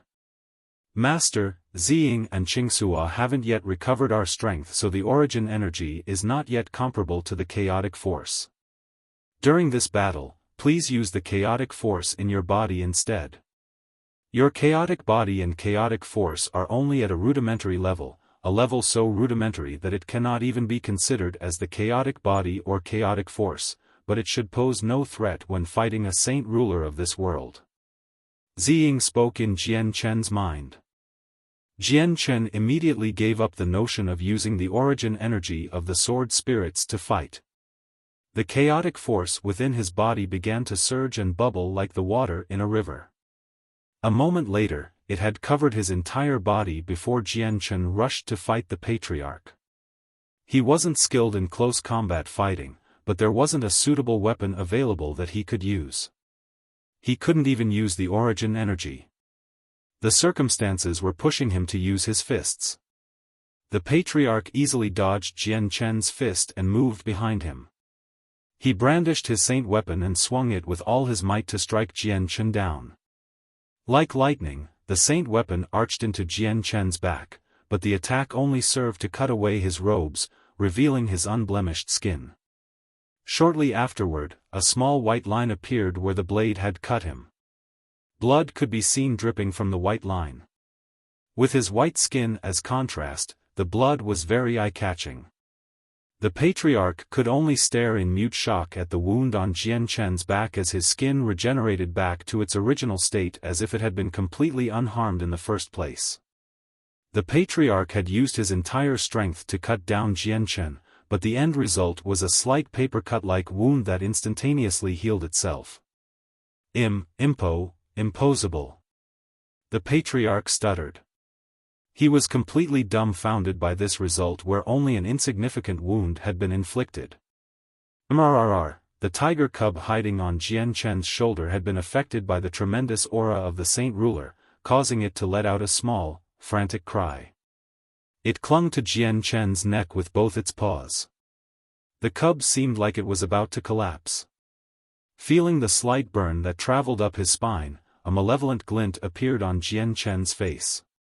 Moving the tiger cub from his shoulder to under his left arm, Jian Chen moved to punch the patriarch. In fierce battle between Jian Chen and the patriarch, both combatants were using their entire strength. Each attack they threw out was capable of destroying the world around them. When their attack impacted against something, a tremendous sound resonated and great winds erupted. One after another, fissures appeared in the space around them.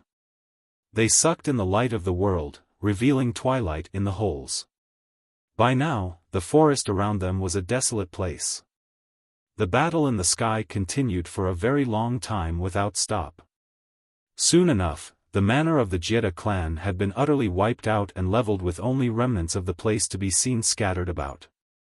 The members of the clan had long since evacuated the place with the help of the 10 Heaven Saint Masters. They were in a safe area several dozen kilometers away. Jian Chen felt very sullen about the current progress of the battle. It had been dragging on for so long, but he was never able to make contact with even the robes of the patriarch. Each time he tried, the patriarch of the Jieda clan would escape. On the inverse, he didn't even know just how many blows the patriarch had landed on him. The Jieda patriarch strikes had not been a threat to him because of the immensity of the chaotic force. The wounds Jian Chen sustained only took a small moment to heal without leaving a mark. Although Jian Chen possessed the strength of a saint ruler, he was still a heaven saint master that hadn't comprehended the profound mysteries of the world. Without that comprehension, he could only defend against a saint ruler. There was no way he could land a finishing blow or even manage to seriously injure one. Unless the Saint Ruler gave up on using space to evade, Jian Chen had no other choice but to continue. Hovering 1,000 meters in the sky, the patriarch stared at Jian Chen. Jian Chen, after this long fight, you and I are getting nowhere. Why don't we stop here? Fighting any longer would only be a meaningless waste of time. After battling for so long, the patriarch knew he couldn't harm his opponent even though held the advantage over Jian Chen. Even if he went all out, Jian Chen would only experience scratches. Jian Chen came to a stop in the sky as well. A slight tint of azure light wrapped his body as if he was gathering the energy of the world to make him fly. It was unlike the patriarch's ability to fly without using the elements at all. Patriarch Jieda, I am unable to harm you, but the future Jian Chen will definitely remember this grudge.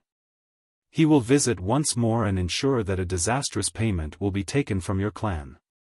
Jian Chen emotionlessly replied. He had been extremely angry and sullen at the beginning of the fight, and had lost all his fear earlier. Jian Chen was now trying to intimidate the patriarch since he couldn't harm him.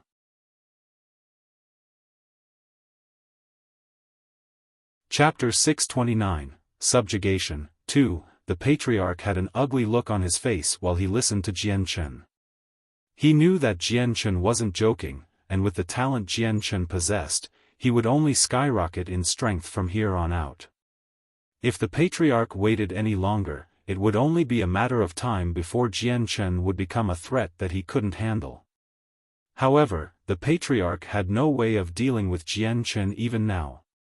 As the patriarch floated in midair, the twinkle in his eyes flickered unsteadily as if he was arguing with himself internally. Several moments passed before the patriarch finally made up his mind. He grit his teeth to say, "Jian Chen, it's better to let sleeping dogs lie rather than wake them. You were the one who started this affair. We only wish to take back what you stole from us, and while my Jiedu clan was a little excessive in some fronts, you've completely destroyed my Jiedu clan's home. The home that we have stayed hidden in for thousands of years has been reduced to nothing. We can no longer live here, therefore, we should wipe away the debt. From today on, our two sides should give up this war." "Your words are cheap." Jian Chen snorted. "If you said this to me before, I would have considered those words seriously, but your Jiedu clan is no longer an object of worry to me. Don't even try to delude yourself into thinking I won't chase you down." A dark light crossed over the patriarch's face as he said in a low voice, "Jian Chen, I cannot do a thing to you, but you cannot do a thing to me either. If you won't consider your own well-being, why not consider the well-being of those by your side? The Jiedu clan may be a hermit clan that rarely meets with the outside world, but we still have many methods of finding out where you live and who is closest to you. You dare?" Jian Chen immediately spat out with a terrifying glare. His eyes were like two sharp swords as he stared at the patriarch in fury. "If you dare, then I'll kill off all your clansmen." A furious killing intent flooded the air from Jian Chen's body as he sent out his presence to find out where the members of the Jiedu clan were hiding. Since he now had strength equal in might to a saint ruler, a heaven saint master was like an ant to him. Jian Chen's reaction startled the patriarch. He consequently scolded himself for his folly. He was filled with regret now. If only he had known that such a statement would only infuriate Jian Chen, he would not have said it to begin with. If Jian Chen were to strike his clansmen, then the patriarch himself would have no way of stopping him. The chaotic force of Jian Chen was far too tyrannical, and even he was afraid of meeting it face to face. "Stay your hand. There is still room for negotiations," the patriarch cried out. Moving with the powers of space, the patriarch moved to stop Jian Chen from advancing ahead. Jian Chen's eyes were filled with anger as he swung his chaotic force-infused right hand at the patriarch, who was blocking the path in front of him. However, the patriarch dodged Jian Chen's hand with ease. Flickering to just another 100 meters away from him, the patriarch shot a beam of sword qi at Jian Chen in an attempt to hinder his forward progress. Jian Chen completely ignored the fact that he could dodge. He struck at the beam with his fist. Boom! When the fist met the sword qi, a loud explosion could be heard as a gale of leftover energy swept about and distorting the space of the world. Jian Chen continued forward with only a small injury on his right hand. Some blood could be seen trickling from it, but it healed up within a few seconds as if nothing had happened. "Jian Chen, as long as you let my Jiedu clan go, I, Jiedu Tai, will lend my aid to you for any 3 tasks." The patriarch swore. As far as he was concerned, the clan was far more important than anything else. As long as the clan survived, the patriarch would not feel bad about his actions. Upon hearing this, the killing intent Jian Chen was leaking began to die down a bit as he stared at the patriarch with a thoughtful look. "No, if you really wish me to cease my pursuit of killing your clan, there is only one method." "What method?" the patriarch asked. "Submit to me." Jian Chen smiled. If the patriarch really was willing to submit to him, then he would have no need to bother with this situation. Don't even think about it. The patriarch immediately lost all color in his face as anger flooded forth. He was a saint ruler. An entity that stood on top of almost everyone else. How could he possibly submit to someone of the younger generation? A frosty look appeared on Jian Chen's face. If that's how it is, our negotiations are finished. Jian Chen, let us settle our matters a different way then. The patriarch tried his best to quell his anger. Pretending to be the solemn one, the patriarch was currently trying his best to ensure that his clan didn't die. He was reluctant to be the angry one of the two. Shaking his head without hesitation, Jian Chen answered, "There is only this method. Aside from that, nothing else can be considered." He paused for a moment. "Submitting to me may be a little off-putting to someone like you, but it isn't too embarrassing either. I was able to reach this realm of strength at such a young age. If I am given even more time, I'll definitely step into the Saint King realm and even the legendary Saint Emperor realm." At the mention of Saint Emperor, the patriarch's body violently trembled. He looked at Jian Chen in disbelief.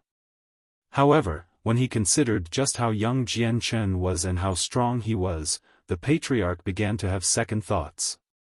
The amount of people that reached the legendary zenith that was the Saint Emperor realm could be counted on one hand. It was not as if no one did, but the most important fact was that of all the people that had done so, their potential had not been as outstanding as Jian Chen's. It was extremely likely that Jian Chen would one day become a Saint Emperor. At this thought, the tension in the patriarch's heart began to dissipate. Jian Chen saw through the thoughts that the patriarch was thinking, and moved to capitalize on the moment. Looking at the long-term benefits, submitting to me would not be a bad plan. The benefits outweigh the detriments and will help elevate your clan's status. From a hermit clan, you may very well become a clan that will survive from antiquity to the future. When I become a Saint Emperor, you may very well have a good chance of becoming a Saint King with my assistance. The heart of the patriarch skipped a beat at those words, but with a level mind, he asked, "Just what proof do you have that you are sure you will become a high and mighty Saint Emperor?" "Because I am only 23 years old." Jian Chen laughed.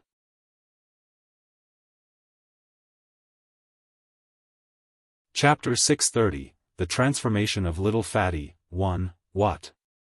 "You're only 23. The patriarch exclaimed. While he knew that Jian Chen was young, he didn't think that Jian Chen would be that young. A saint ruler by the age of 23 was an unprecedented situation for the history of the continent. Before Jian Chen, not a single person had become a saint ruler by that age. Talent like this was like a beacon of light to all else. He was a man who stood beyond all else with no equal even in the future.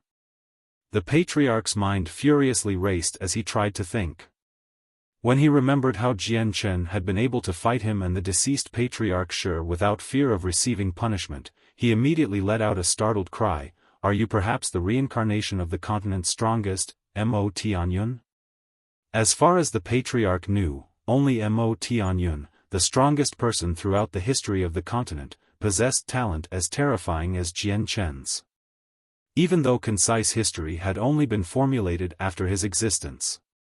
Now it was Jian Chen's turn to look astonished. He had no idea that the patriarch would actually make the assumption that he was the reincarnation of the continent's strongest person, Mo Tianyun, after finding out his true age. "So have you considered it? Submit to me, work for me, and I shall wipe away the debt of the Jeda clan. The potential benefits your clan may receive in the future are unlimited. If this isn't ideal, there is only one other way to continue this discussion." Jian Chen evaded the question with a smile. Still unsure, the patriarch continued to float in the air with a conflicted expression on his face. He was clearly trying to make a decision. He knew that he would be degraded to the position of that of a slave if he submitted to Jian Chen. No longer would he be able to move as he pleased. A high and mighty saint ruler of the previous generation working like an ox while the next generation worked as the rider. Such a decision was unbelievably difficult to make no matter how resplendent the next generation's genius was. For a good while, the patriarch hesitated.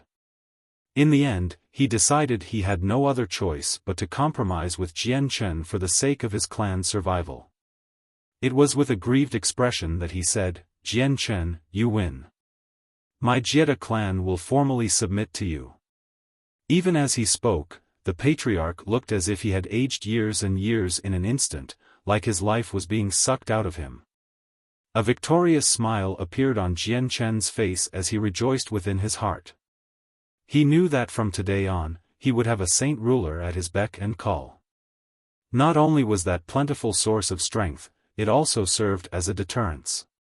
"You swear on your blood?" Jian Chen smiled. The patriarch bit his lips hard enough to draw blood and spat it out. Quickly, he drew a mysterious but grotesque pattern with his blood in the air before it flew to Jian Chen. This blood oath was something that the patriarch had created using the three energies of his body and life. The owner of the blood oath was equivalent to the owner of his very life. Now that he had given the blood oath to Jian Chen, it also meant that his life was in Jian Chen's hands. "I hope that you will be a man of your words and won't renege on it." The patriarch grimly spoke. Taking the floating blood seal in front of him, Jian Chen placed it in between his eyebrows. He allowed it to disappear into his head and into his mind space. The sword spirits slowly surrounded the blood seal that the patriarch created in his mind space. From how they surrounded it, it seemed as if the sword spirits were treating the blood oath as if it were a prisoner. "Master, don't worry about this," Jian Chen heard Ziying say to him. Sighing in relief, Jian Chen watched the blood oath disappear into the sea of chaotic force. His mind space was a dangerous place to allow things in. If he wasn't careful, the patriarch's blood oath could do something to him. After he accepted the blood oath, Jian Chen felt as if there was some sort of subtle connection between him and the patriarch. It allowed him to sense which direction the patriarch was and where the patriarch was in the general area. Jian Chen was also able to feel that if he destroyed the blood oath, the patriarch of the Jie clan would die on the spot. Knowing that he had the capability of controlling the life of a saint ruler filled with joy. This was undoubtedly a great windfall. "Ah, since we are family now, how might I call you?"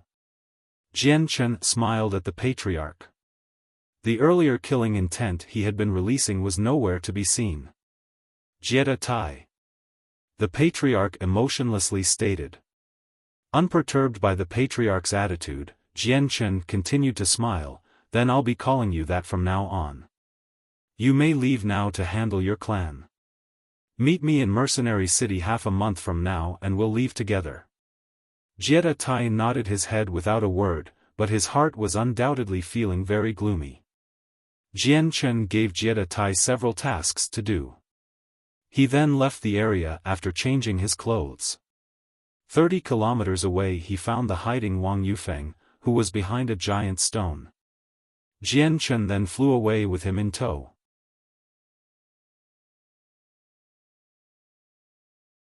Chapter 631, The Transformation of Little Fatty. 2. The sky above was sunny. There was not a single cloud in sight for kilometers around. A slight breeze could be felt as golden rays of light brightly sprinkled down onto the equally golden ground below. The entire continent basked in the golden rays of sun as it warmed up.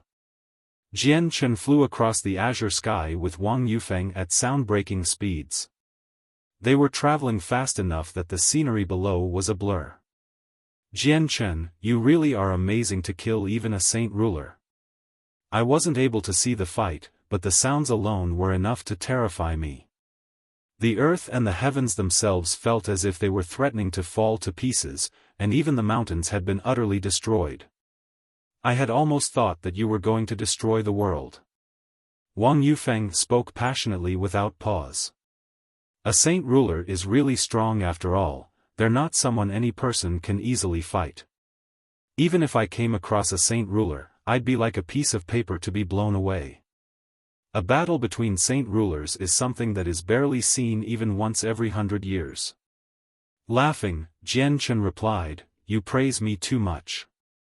How could a saint ruler be that easy to kill? The patriarch and I fought an intense battle, but we were evenly matched. Neither one of us could harm the other, so he was unable to be killed by me. That couldn't be helped, Jian Chen. You don't look all that much younger than me, but you have already become a saint ruler. Your potential is definitely limitless in the future. I, Wang Yufeng, really think that it is luck that I will be able to travel with you. I'll definitely be able to experience my own ups and downs too." Wang Yufeng happily smiled. To be able to follow a saint ruler was an undeniably joyful event to be excited for. Suddenly, Wang Yufeng thought of something and looked to Jian Chen in panic. "Jian Chen, you can't throw me away, okay? I may just be a second cycle Earth Saint Master, but my potential isn't weak by any means either. I'm 35 years old this year, but I'm still considered a genius of the continent. Becoming a Heaven Saint Master is just a matter of time. Becoming a saint ruler wouldn't be out of the question either. If you are willing to join my mercenary group, I will of course never toss you away, but you must understand, following me is not going to always be a good thing. Although I am strong, the opponents I have are just as strong. They are not to be trifled with." Jian Chen responded. I don't care about that. The events of the future are unknown to me, but I, Wang Yufeng, still wish to travel with you." Wang Yufeng laughed in ardent support of following Jian Chen. Afterward, Jian Chen brought Wang Yufeng to Mercenary City and left him there to wait. After exchanging a few words with Little Spirit, he left for Longevity Valley once again. At the same time as he was leaving Mercenary City, a stalwart middle-aged man currently sat in a personal room in a first-class city in some other kingdom. "Respectful sir, we've investigated the matter you wished for." Within the room, another elderly man smiled professionally at him. "Say it. If your information is reliable, there will be a bountiful reward." The man spoke with bright eyes and a cold voice. As soon as he heard the words "bountiful reward," the other man's face grew serious. The wrinkles on his face tightened as he said, "Respectful sir, our labyrinthine sect has made our investigations and have made a preliminary report on the actions of Jian Chen. When he was in Mercenary City, the uproar he caused there made its way to the outskirts of the city. About a month later, he arrived at a first-class city in the Tianzhu kingdom and lay waste to a strong clan. Even the city itself was harmed. It's assumed that a heaven-tier battle skill was used." The middle-aged man impatiently waved his hand. "Spare me the useless facts and get to the point. I wish to know where he is." "Yes, right away." The elder replied without delay. Looking as if he was thinking, he said, "Since Jian Chen is a Heaven Saint Master, he can fly off to places that even we cannot track with ease. We only know that 2 days ago, he arrived back at Mercenary City with another person and then left headed to the Cross Mountains it seems." "The Cross Mountains." The man's eyes lit up as he spoke. "Why is he going there?" "Respectful sir, Jian Chen's destination might be the Cross Mountains, but we don't dare guarantee that he is going there. Whether he might alter or change his destination, we don't know, but we can guarantee that if we come across news of Jian Chen's destination, we will make sure to inform you with most haste." The elder finished his report. The man nodded his head and dropped a hefty bag of coins onto the table in front of him. "This is your reward. Remember, you must follow Jian Chen and where he goes. If he heads far away from Mercenary City, tell me at once." "Yes, yes." The elder quickly responded as he took the bag of coins. Opening the bag up, he allowed himself to look at the glittering coins inside with a transfixed expression. Jian Chen traveled back to Longevity Valley by himself.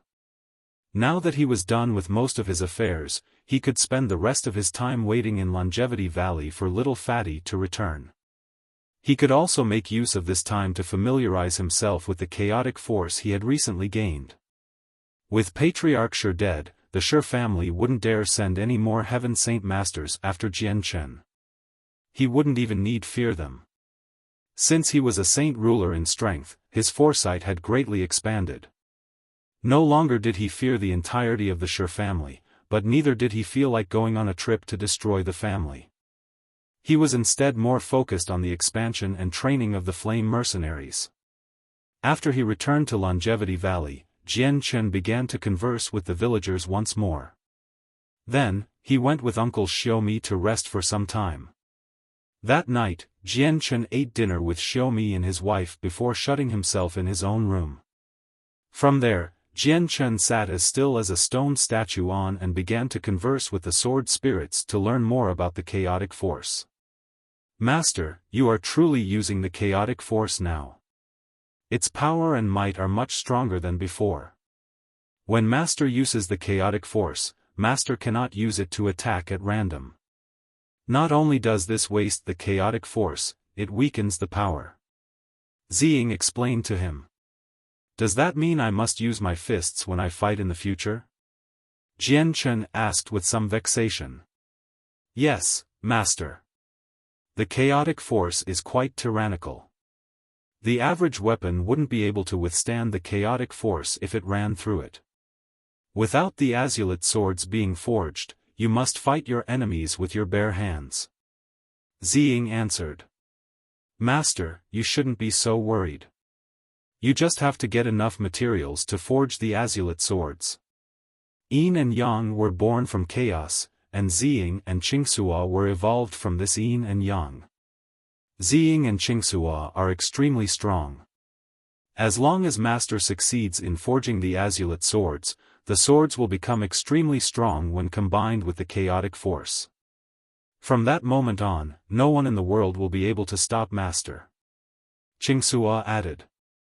Qingsuo's words caused Jian Chen's mind to race furiously with delightful thoughts. He was extremely impatient to forge the azulate swords, but the task of forging them left him with a feeling of annoyance. The materials to forge the swords were far too difficult to find. Who knew just how long it would take before he would be able to gather enough materials to make the swords? Master, a ruler armament would be able to sustain the power of chaotic force. Why not find a suitable ruler armament to use in the meantime? Ziying suggested. Yes, Master. A ruler armament should be strong enough to withstand the chaotic force. Until the azulate swords are made, Master can use a ruler armament as a replacement. I know that only a saint ruler at the 9th heavenly layer is capable of leaving behind a ruler armament, but if that's the case, then a saint king at the 9th heavenly layer shouldn't be too different. Master, you should find the weapon that a saint king has left behind. Those would definitely be better than a ruler armament a saint ruler made. Ziying spoke. 9th heavenly layer saint king. Jian Chen could hardly contain his pained smile. A ruler armament was already a treasure that was nearly impossible to obtain, let alone items a saint king at the 9th heavenly layer has left behind. A godly weapon like that was most likely impossible to find, but the sword spirit's suggestions hadn't been too outlandish. Whether or not he could one was up to luck. Ziying, Qingsuo, a saint ruler can harness the power of space by understanding the profound mysteries of the world. Even if I'm able to use the chaotic force, I'm unable to harm them. Would you two have any ideas on how I can change that?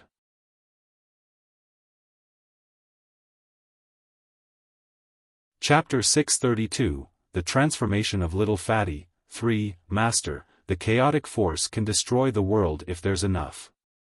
Your proficiency with the chaotic force can be considered subpar, but even now it's not something that a saint ruler could survive against.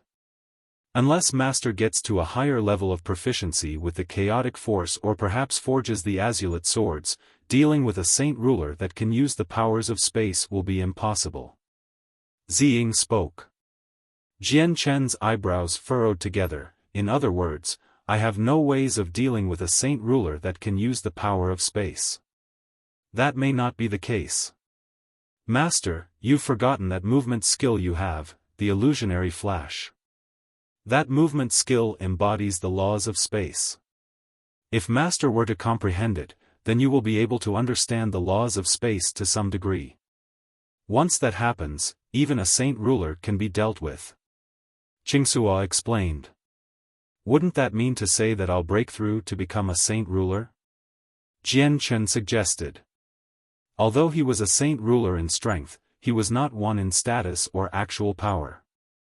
The powers a saint ruler wielded were not things he could do. This time, Ziying and Qingxua hesitated to answer for a moment. It was finally Qingxua who said, Master, our analysis of a saint ruler suggests that their understanding of the laws of space is far more comprehensive. The illusionary flash focuses purely on speed and disregards the other aspects of space. Saint rulers are using what is perhaps the power of the world itself, and that barrier they often use is likely a construct of the world's power given a form. Qingxua is correct. Master, according to what we know of the illusionary flash, it should be able to elevate your speed based on the principles of the laws of space and nothing else, but even that will be enough to deal with a saint ruler. Ziying spoke. Jian Chen pondered what they said for a few minutes before finally saying, It seems that I just have to try and comprehend the illusionary flash. With a momentary pause, Jian Chen continued, Ziying, Qingxua, I've already reached the minor achievement realm with the chaotic body. How much further away is the major achievement realm? If I reach that realm, would I be comparable in strength to a saint emperor? Which one of the two would be stronger? Ziying and Qingxua both let out a peal of laughter in response to Jian Chen. Master, you belittle the chaotic body far too much. You are only at the entrance of the chaotic body, and the path ahead of Master is a long one. There is no doubt that the major achievement realm would be vastly superior to a saint emperor. Master, the realms to the chaotic body aren't that clearly divided. There are far too few people that cultivate the chaotic body. They could possibly be counted on 10 fingers of 2 hands. Furthermore, there has been no one that has ever reached the major achievement, but for the sake of fully explaining the chaotic body to Master, we shall divide it up into 8 different parts. As of now, Master, you are only at the first layer. Ziying explained. Jian Chen was surprised to hear that. The very first layer of the chaotic body was enough to match a saint ruler. That would mean that once he reached the highest level of the chaotic body, his strength would be at an unbelievably frightening level. This thought filled Jian Chen with no small amount of joy. Afterward, Ziying and Qingxua both began to explain many of the more important points of the chaotic body to Jian Chen. No longer would Jian Chen be as ignorant of the chaotic body as he'd been, only knowing that the chaotic body was strong and nothing else. Jian Chen spent the following days in Longevity Valley. During the day, he would go to the forest and practice the illusionary flash. At night, he would stay within his room and try to comprehend the secrets of the illusionary flash. He hoped that he would one day make a breakthrough and become proficient enough to fight a saint ruler. The tiger cub hadn't stopped either. Day after day, it would eat and digest the heavenly resources that Jian Chen had been given from the Grand Elder of Mercenary City to increase its strength. Afterward, it would lay on the bed and sleep off the food. In the blink of an eye, Jian Chen had stayed in Longevity Valley for an entire month. During this 1 month, he had made a good deal of progress in his studies of the illusionary flash. Although he wasn't at a level of mastery where he could deal with a saint ruler, he had still reached a far greater level of mastery. Over the span of this 1 month, the tiger cub had made a breakthrough to become a Class 5 magical beast with the help of the heavenly resources. The elevation in its power also caused the tiger cub's outer appearance to undergo a transformation as well. It could still freely control the size of its body, and it remained its previous small size with its adorable cat-like appearance. Its pure eyes were still filled with a bright light that seemed to have a life of their own. In addition, the wings on its back had grown even more, making the tiger look even softer than before. A touch of the cub felt warm and pleasant. Hidden within the forests behind Longevity Valley, a white blur traveled at great speeds through The speed of this figure was so great that it seemed as if its body was just a mirror image that had been blended with one another, making it hard to discern the outline of the body. It was almost as if this person was one with the world, body moving without generating any wind, traveling swiftly and silently, like a ghost. At that moment, the blurry mirror images suddenly came to a stop. As soon as the figure came to a stop, a young 20-something-year-old man wearing coarse clothes could be seen. It was Jian Chen. With his eyebrows perked, Jian Chen turned his hand to reveal an object. In it was a single piece of white jade that had silently cracked in two. When Jian Chen saw that the jade had split into two white halves, his face grew serious. Turning his hand, he ground up the remaining pieces of jade into dust, and let them fly into the air. With the dust gone, Jian Chen turned around and disappeared from the forest with such speed that it was hard to discern where he was headed. After returning to Longevity Valley, he went back to the room where the tiger cub was sleeping. After leaving the house, he headed straight to the field where Uncle Xiaomi was working. As soon as he took several steps toward the field, the expression on Jian Chen's face suddenly changed. He hurriedly turned his head to the entrance of the valley. He could see a white blur traveling toward him from far away. Despite the distance, Jian Chen's eyes could clearly make out the blur. It was the distinct figure of a young man and elderly man traveling through the air. "Hey! Jian Chen, I'm back. You're here in the valley too. That's great." A loud voice called out from the air with great excitement. His voice was so loud that the entire valley heard it, giving everyone an idea of just who had returned. "That's little Fatty, he's back." A middle-aged farmer cried out before tossing down his hoe to run with the others toward the village entrance. "That's little Fatty's voice. The village elder has to be back too." From the fields, another middle-aged woman paused her actions to look into the air. When she saw two figures slowly descend from the sky overhead, a slightly reverent but admiring expression appeared on her face. The figures in the sky slowly came to a stop on the ground in front of Jian Chen. Of the two, one was Elder Xiao and the other was a young stalwart youth right next to him.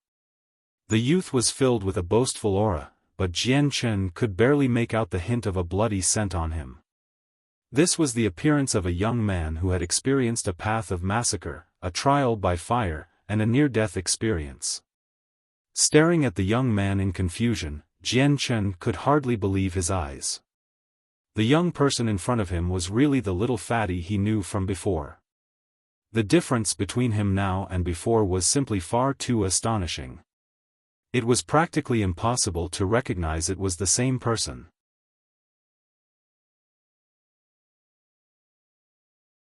Chapter 633, Is That Really You?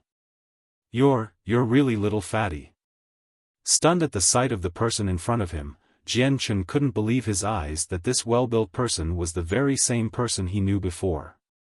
Are you really little Fatty? Even Xiaomi was having second thoughts. With his hoe hefted on his shoulder, Xiaomi stood there in stunned disbelief. Was this really his own son?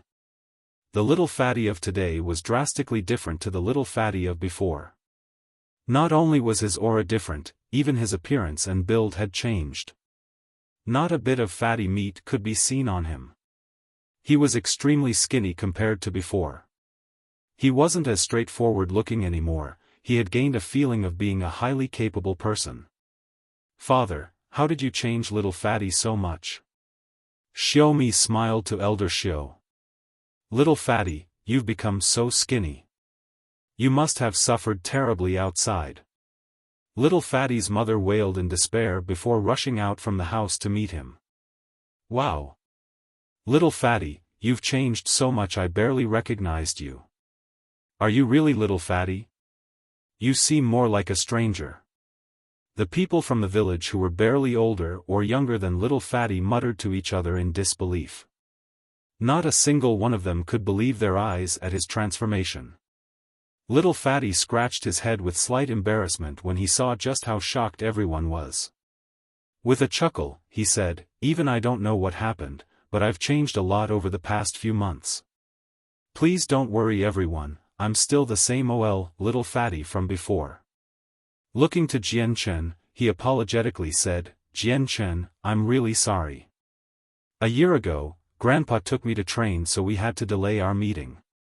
Sorry for keeping you waiting. Jian Chen smiled in return, no worries. I've only just arrived myself. Little fatty, congratulations on becoming an Earth Saint Master. You are now one of the stronger people of the continent. Jian Chen, I've finally become an Earth Saint Master. Little fatty laughed. Grandpa will finally let me travel the outside world with you. When can we set off? Little fatty ended impatiently. Thinking about how to answer the question, he finally responded, the sooner the better. I have something to do back home, so we need to hurry back. Jian Chen, why not leave tomorrow? Little fatty and his grandfather must have gone through a lot in their travels. Let them rest well for tonight. Little fatty's mother reluctantly suggested. Then let us go with Auntie's suggestion. Jian Chen nodded. Little fatty's sudden return delayed Jian Chen's trip back home by one more day. The next morning, everyone in the village gathered to send off Jian Chen and Little fatty. They both left the valley after one final farewell. The villagers didn't go beyond the village entrance. Instead, they watched the two leave from afar. Some of the villagers revealed envious looks. The plain-robed elder Xiao heaved a heavy sigh to the sky. I didn't wish for little fatty to be entangled with the matters of the outside world. I wanted him to live a life of peace here, but Jian Chen's sudden arrival brought him dreams of traveling. Whether this is a blessing or curse, I'm not sure. Father, we should be approving of little fatty's wish to travel the outside world. Little fatty will become wiser with this trip. Remaining in the village will only stifle little fatty's talent, and only with this journey will little fatty's true potential will be drawn out. Perhaps little fatty will one day become strong enough to set down a basis of strength to replace even you, father. Xiaomi spoke. Elder Xiao shook his head, no. I won't hand over my responsibilities to little fatty. This is only a cumbersome burden, and no matter how talented little fatty is, he is unsuited for this responsibility. Why, father? It can't be a matter of strength. Xiaomi protested. Elder Xiao sighed with a bit of a pained groan, your mother died because of the blood sword sect. Before her passing, she made me swear to not interfere with the continent. So from then on, I sought a quiet place to hide away, like the rest of the hermit clans. A place to live out the rest of my life in peace. No matter how strong a person's cultivation becomes, they will still end up as skeletons. Nothing but a false name is left after that. Your mother was wise to say that an unordinary but peaceful life isn't a bad one. One shouldn't try to be so concerned about leaving a mark on the mortal world, instead, they should try to live a life without worry. Elder Xiao sighed. Father, how do you plan to deal with the blood sword sect then? Xiaomi asked. Elder Xiao grew silent for a moment. I can tell that Jian Chen isn't a bad choice. He's outstanding in almost every aspect, and his potential is quite terrifying to say the least. If he's able to become a Heaven Saint Master at that young age, then I can say that he won't be inferior to me in the future. Flying over the mountains, Jian Chen carried little fatty through the sky, quickly bypassing the cross mountains. The tiger cub on Jian Chen's shoulder had already long since woken up. It glanced around with great bright eyes. Suddenly, the cub let out an excited cry as it unfolded its wings. Leaping off of Jian Chen's shoulder, it disappeared into the verdant forests down below. Not even a moment later, it came flying back to Jian Chen's shoulder with a fruit in its mouth. Jian Chen was rather startled by what the cub did, but he laughed in the end. I had thought that your wings were just for decoration, but it seems that flight with them is possible, that's a first. Little fatty looked at the tiger cub on Jian Chen's shoulder.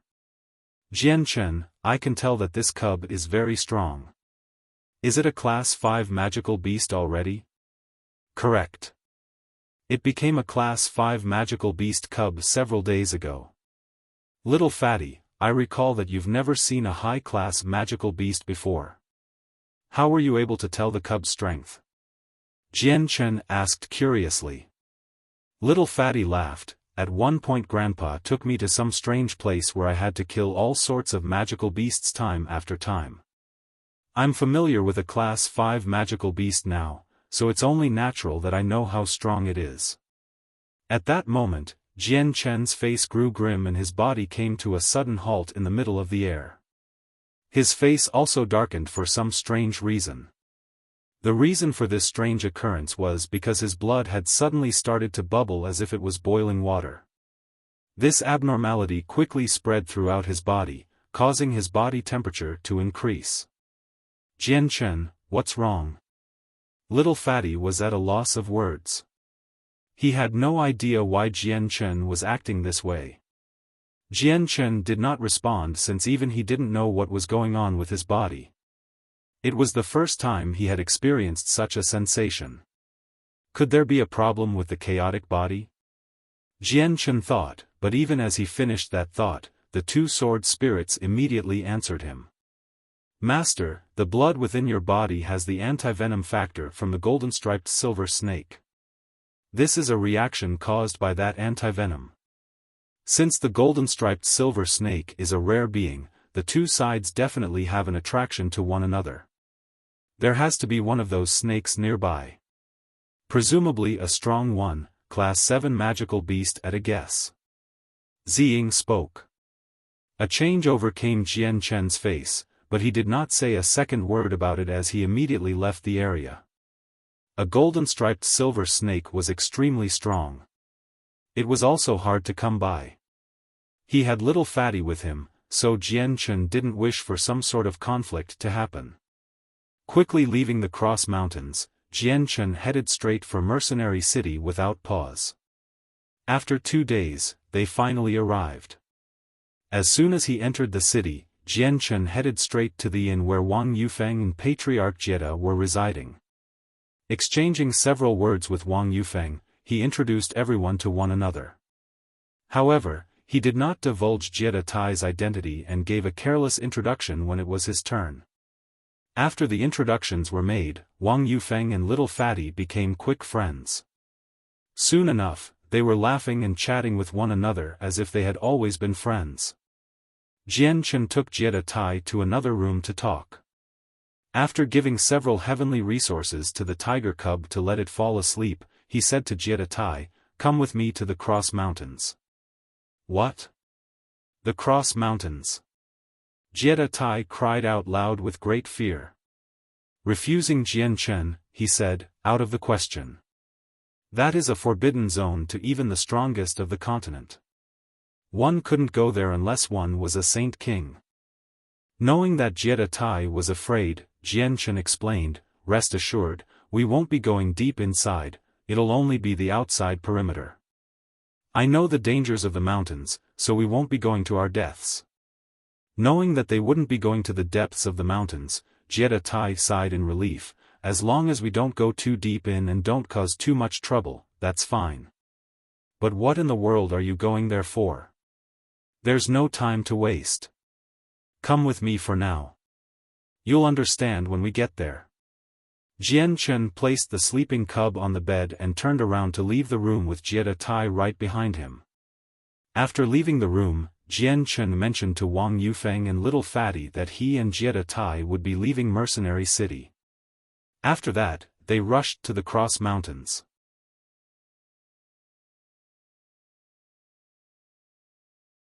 Chapter 634, Meeting another golden-striped silver snake. 2 days later in the vast sky above the Cross Mountains, two figures could be seen streaking by at sound-breaking speed. They came to a stop at a nearby mountain peak. "It should be near here." As his robes flapped around due to the rapid winds, Jian Chen spoke in a serious voice while his eyes scanned the ground with rapt attention. Jie Tai was wearing a white robe as he floated right next to Jian Chen. An elegant aura pervaded his body as his bright-spirited eyes looked all around.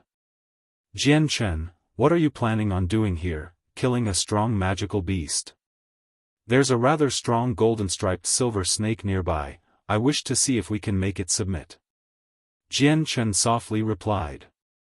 At the mention of a golden-striped silver snake, Jie Tai's expression froze with shock. A golden-striped silver snake is considered a part of the royal family of snakes. They're a rare breed even on the continent, and even in the historical past, they were said to be extremely strong in battle. Their venom is said to be extremely toxic, perhaps one of the top 3 most venomous. Dealing with one is no simple task, let alone trying to make it submit. Unless you find one in its childhood, it'll be unwilling to submit to you thanks to its sentient nature. Jian Chen was more than aware of the logic that Jie Tai spoke, but he nodded his head after some thought anyways. A golden-striped silver snake is far too rare on the continent. Whether we'll be able to make one submit is up in the air still. Jie Tai, you stay here and keep guard. I'll find its nest and call out to you if I require help. Don't be reckless. The venom of a golden-striped silver snake is extremely potent. Not a single antidote in this world would be able to cure it. You might have a strong body, but you haven't even grasped the powers of space. If you met a Class 6 magical beast, there's no way you'll be able to deal with the venom it spits out. If that venom hits you, that'll be trouble. Jie Tai spoke in a grim manner. Although he was extremely displeased with becoming a lackey for Jian Chen, Jie Tai was a far-sighted person. He knew that Jian Chen's talent was absolutely terrifying, and if he continued to follow him, there would perhaps be exceptional rewards for him in the end. It was unclear if Jian Chen would break through to become a Saint King as he said before, but if he did, then Jie Tai would have managed to secure a strong patron for his clan. It wouldn't hurt to try. I've a way to protect myself from its venom after all. Jian Chen carelessly replied. Since he had managed to form the 1000 immunity long ago, his chaotic body naturally benefited from its strong anti-venom property. Jian Chen left Jie Tai to stand guard while he went off by himself to look for the lair of the golden-striped silver snake. Jian Chen could also use his presence and bubbling sensation of his blood to search the surrounding 10 kilometers for the snake. Soon enough, he finally ended up at a mountain ridge 10 kilometers away. With his presence surrounding the entire area, Jian Chen found a hidden hole. His presence infiltrated the depths of the cave, but he didn't discover any signs of the snake inside. It's without a doubt worthy of being a Class 7 magical beast. Jian Chen muttered. His figure dropped down from the sky to reach the cave. He slammed the stone hiding the hole into pieces before striding in. The depths of the cave were extensive with plenty of curving passageways. The interior was also very dark, one wouldn't even be able to see their own hands in front of their faces. However, it bore no problems to Jian Chen, who could see clearly in the cave as if it were day. Following the passageway for 100 meters, Jian Chen finally arrived in a 1,000-meter-wide cave. The walls of the cave were scattered with fist-sized night pearls. They lit the cave with a soft white light, giving it the feeling of night time. At the center of the cave was a 2-meter-tall stone altar, and wrapped around that altar was a 2-meter-long snake. A strand of gold and silver streaked across its finger-width back, and its thumb-sized snake head was raised high into the air, cautiously staring at the unexpected guest. Jian Chen smiled at the gold snake. He knew that despite its small size, it was not to be underestimated. Clasping his hands together in greeting, he said, "This one is Jian Chen. I came here today to visit. If I offended you with my visit, I hope you won't take offense. Human, you are a brave one to dare intrude on my home. Do you wish to die?" The golden snake lifted its mouth open just slightly to hiss out several words in the human tongue. Its voice echoed around the cave, but the sharp tone made it difficult for Jian Chen to determine if it was male or female. Almost as if he was completely unfazed by the snake's threat, Jian Chen continued to smile. This one came here to visit your distinguished self for a specific reason. I have an item that I wish to offer you. An item I'm sure would provide no small amount of help to you. The snake's eyes flickered slightly as it said, I can sense the smell of my kin on your body. You've used the blood of my kin to create the 1,000 immunity. Correct. I came across a young golden-striped silver snake once before in the magical Beast Mountain range. After a great battle, I was able to obtain its body and use its lifeblood to forge the 1,000 immunity.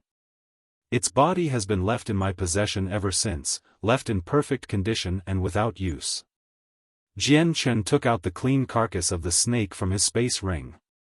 Since there was no air in space rings, items could be stored indefinitely in them. Thus, Jian Chen had been able to keep the corpse in his ring without it ever decaying, keeping it as fresh as the day he killed it. As soon as the golden-striped silver snake saw the carcass of its own kin in Jian Chen's hand, its eyes immediately revealed a bright gleam.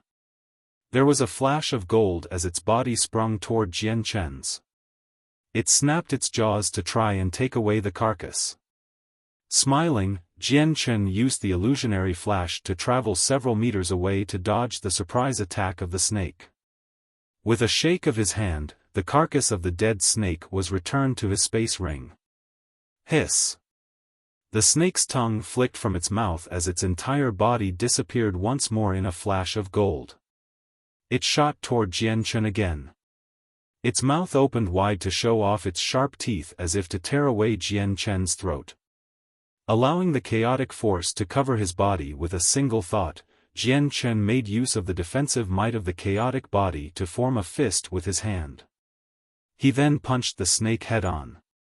Bang! There a muffled sound appeared when the fist connected with the snake. The entire cave shook unsteadily from the power, but Jian Chen's fist remained unharmed. The snake, on the other hand, was sent flying away. It smashed against the wall behind it, leaving behind a giant crater.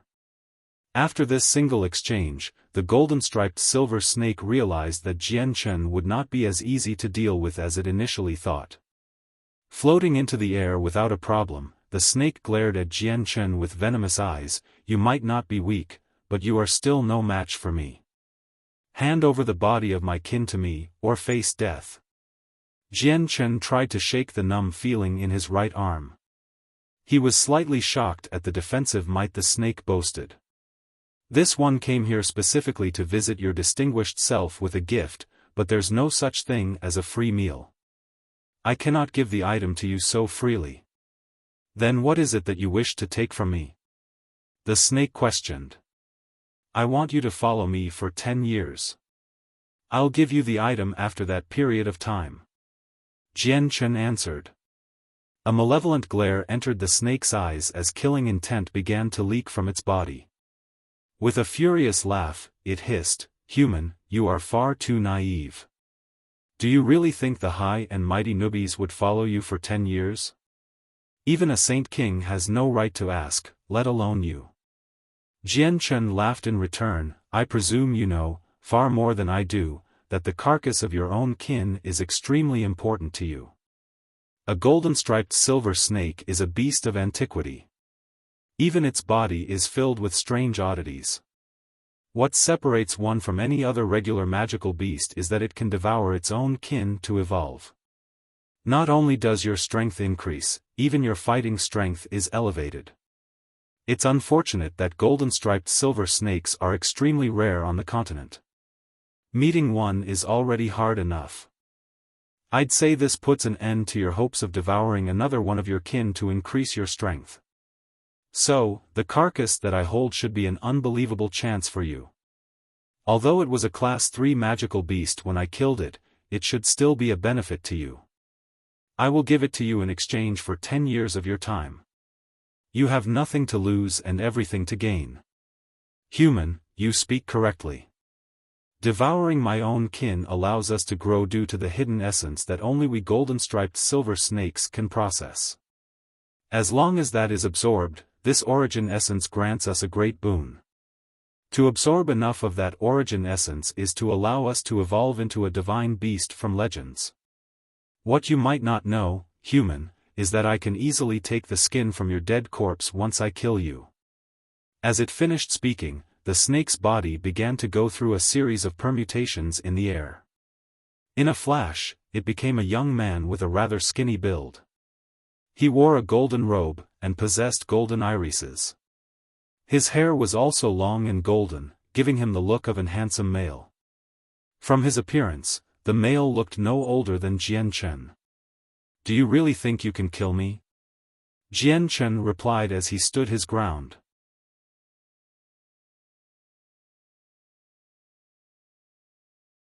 Chapter 635. The great newbie's Jian Chen's words were clearly meant to provoke the golden-striped silver snake, a snake that held a mighty position as royalty of all snakes. The golden eyes of the snake in human form gleamed scarlet for a single second as killing intent exploded from its body. Coldly, the man said, "Human, if you have such confidence in yourself, allow the great newbies to see just how strong you are." And with those words, a golden flash was seen as the man flew forward. Following his charge was a bright silver light as if a goddess had illuminated the area with a flowery glow. With the speed of lightning, the male shot toward Jian Chen. Before Jian Chen could dodge, Jian Chen was covered with strands of silver that began to weave around his body. In the blink of an eye, he was completely cocooned in the silver strands as if he were a silkworm. As soon the strands wrapped themselves around Jian Chen, they began to tighten around his body. Each strand was like a silvery steel as it covered every inch of Jian Chen's body. They were all as sharp as the edge of a blade. With Jian Chen nestled inside, he felt countless of blades cutting deep into his body, and if not for his chaotic body and its defenses, he would have been reduced to minced meat long ago. The chaotic force circulated around Jian Chen's body, protecting every inch of him. He let out a sudden grunt and shook his body, causing the silver strands to be shaken off his body in a way into the air. Looking to the golden-striped silver snake, Jian Chen said, "It seems that the famed golden-striped silver snake only amounts to this much. Show your full strength or suffer defeat at my hands." Jian Chen used the illusionary flash to immediately charge at the youth with an outstretched fist. "The strength of your body is astonishing to even me. Are you truly a human?" The male spoke with surprise. His eyes were leveled calmly at the fist coming at him. He received it with a powerful fist of his own. Boom! When the two fists clashed, a powerful explosion rocked the cave as a wave of energy burst away from the impact zone. The entire cave shook to its foundations as stones fell one by one from the ceiling. In every corner of the cave, several fractures could be seen starting to spread. The golden-robed youth was sent flying from the punch before impacting against the cave wall behind him. Another crater was formed upon impact and the youth's body sank deep into the wall. Despite the young man being a transformed state of the golden-striped silver snake, it still boasted a powerful defense and equally powerful strength. Even that wasn't enough to contend with the strength of the chaotic body that Jian Chen used. As the young golden-robed man walked out of the crater, it looked a little worse for wear. However, there were no inherent injuries to his body, and his face was several shades more serious. He no longer showed that previous disdain for Jian Chen. Instead, he stared at his slightly shaking right arm in shock. This time, it had been the snake that had eaten up a loss. "No wonder you are known as a beast of antiquity. Your body is so strong that my fist didn't break your arm." Jian Chen laughed. He was rather surprised to experience the strength of a Class 7 magical beast. Compared to a saint ruler, the contrast in strength was far too much. "Your flesh is enough to stop even mine." "But how? Humans shouldn't possess strength like that. Are you a half-breed? Or a war god from the ancient Bai clans?" The snake questioned. No longer was there as much confidence in his voice. "What war god from the ancient Bai clans? I have no idea what you're talking about. I am a genuine human." Jian Chen laughed. "Impossible.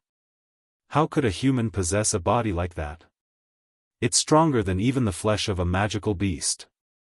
The snake snapped unconfidently. Quirking his lips, Jianchen replied, "How about it then? Why don't you think over my previous suggestion?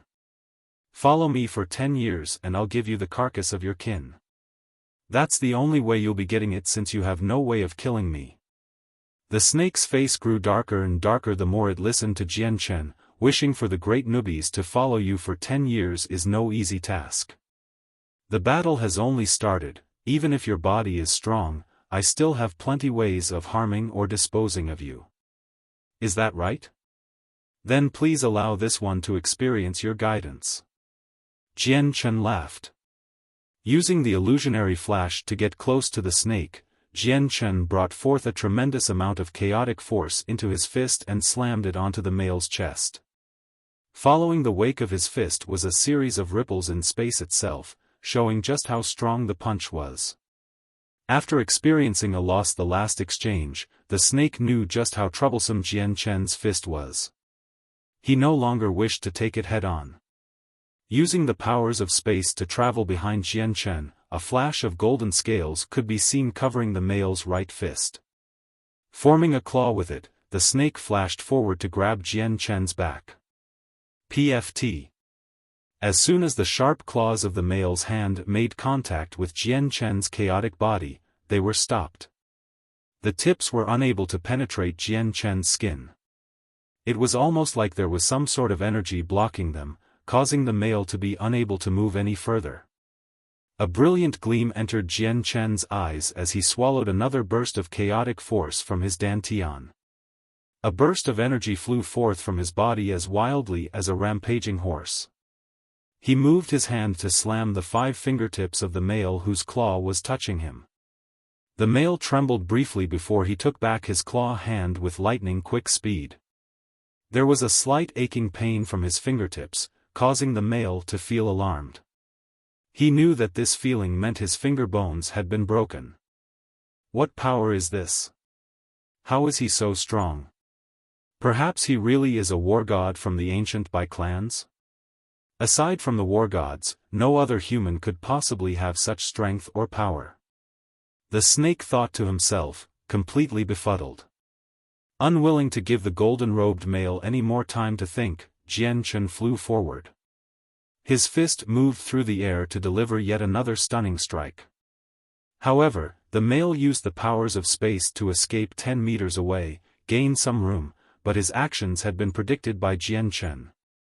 He used the illusionary flash to arrive in front of the male with his fist still traveling unimpeded. A crimson light entered the golden irises of the male. Unable to dodge, its only option left was to take the blow. With his arms an equal distance apart, the energy of the world began to gather in between the open space of his hands. Strand by strand, a mysterious power began to gather from the surrounding world into the center of his hands. He then pushed the mysterious power toward Jianchen's incoming fist.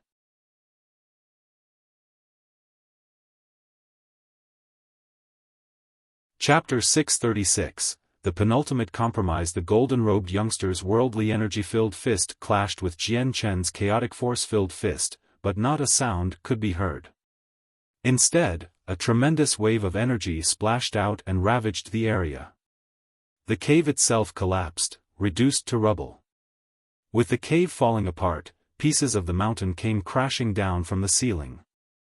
With dust and stone everywhere, the visibility was reduced to nothing. There were practically no footholds for the two combatants to stand, leaving them with no other choice but to fly. Holes, that traveled so deep they disappeared into an abyss, littered the area because of the destruction they caused. The night pearls that had adorned the walls of the cave had long since been reduced to dust, leaving the area in perpetual darkness. A faint cyan glow surrounded Jianchen's body, a sign of the wind element being used. The wind allowed his body to fly up into the air. At the same time, the origin energy of the sword spirits manifested in his hand. It formed a 20-meter-long spirit sword that he used to cut apart the remnants of the cave ceiling to get a clear view of the sky.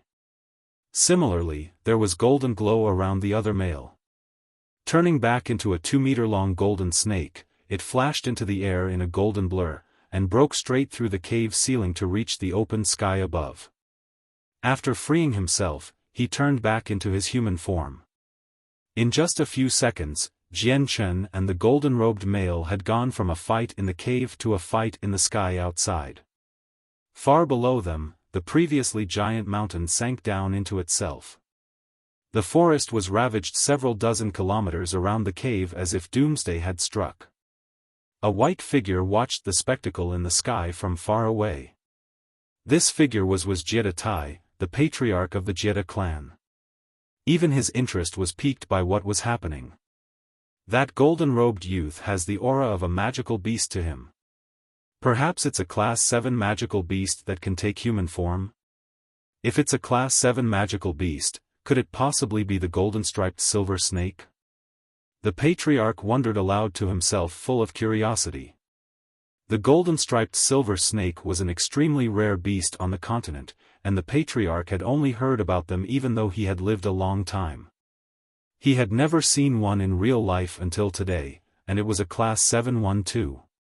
If it's a Class 7 magical beast, then a saint ruler could use the powers of space to avoid the venom it spits out, but even against a Class 7 golden-striped silver snake, that would no advantage at all. The snake is still a strong one even without its venom. Is Jian Chen even capable of fighting one? Jie Tai muttered with furrowed eyebrows. A Class 7 golden-striped silver snake was something that gave him a tremendous headache. When he thought about how immense Jian Chen's bodily strength was, the patriarch felt a little relieved. But Jian Chen himself is a unique person as well. His defenses are an absolute abnormality, and even my strongest blows were unable to leave lasting injuries.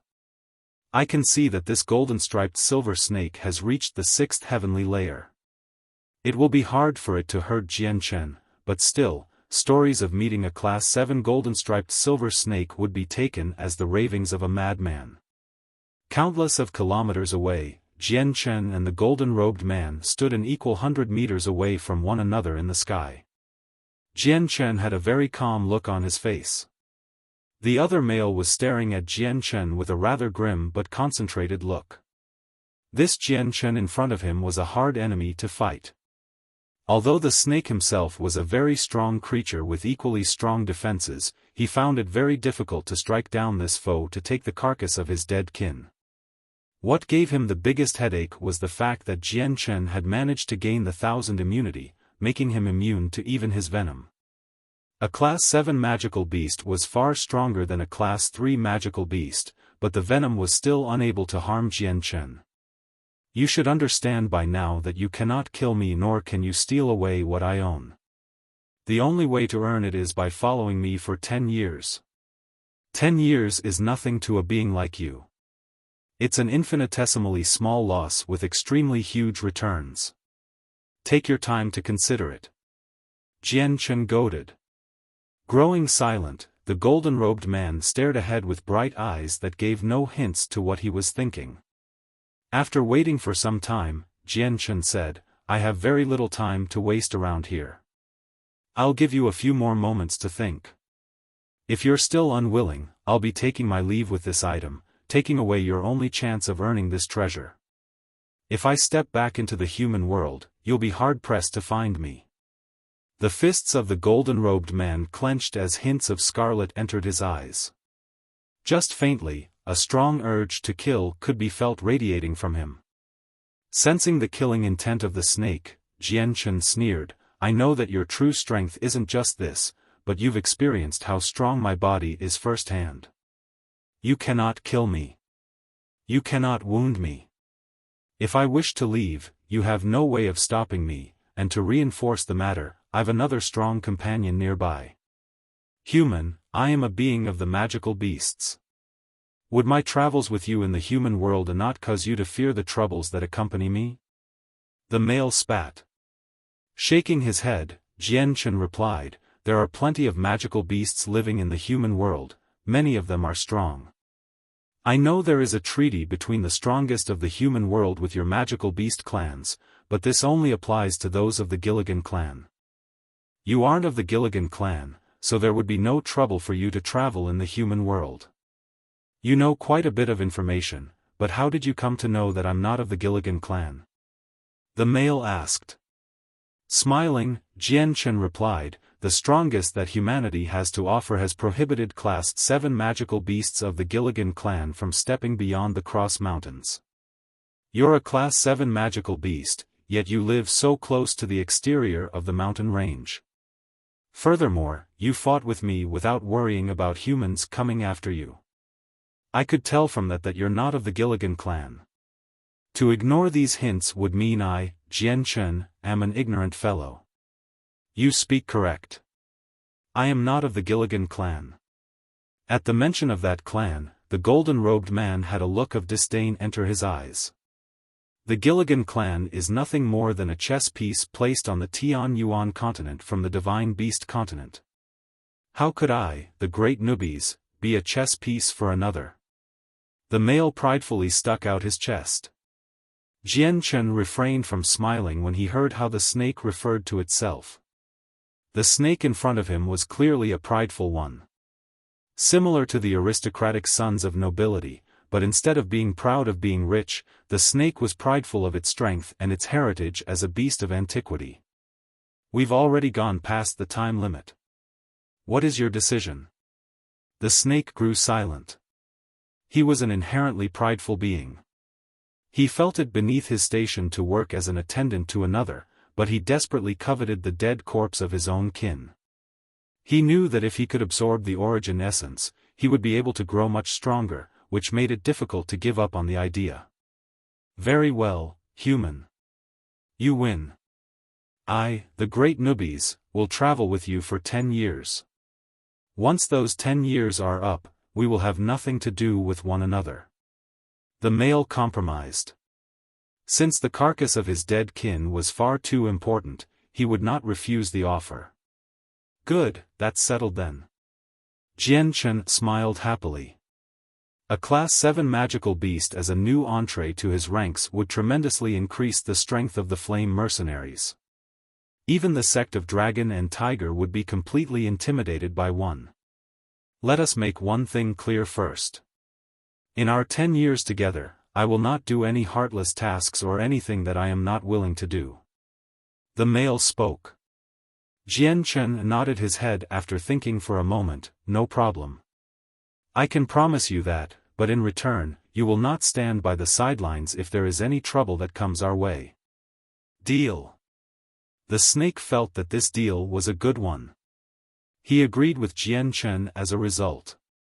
A smile reached Jian Chen's face at that.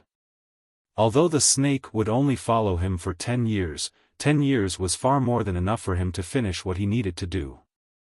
Jian Chen took out the corpse of the golden-striped silver snake he had killed years ago from his space ring and threw it to the other male. This is yours. As the corpse floated over to the male's sharp eyes stared at it with excitement. Turning to look at Jian Chen, he asked, "You have that much faith in me? Are you not afraid that I would renege on the deal? You're of the royal family of the snakes with pride beyond all else. Your word would be equivalent to the 9 sacred tripods. I am of the belief you are a being of your word." A great big smile appeared on the male's face. I am fond of these words. I, the great newbies, am not a being that speaks empty promises. Worry not, when I say 10 years, I mean 10 years and not a day less.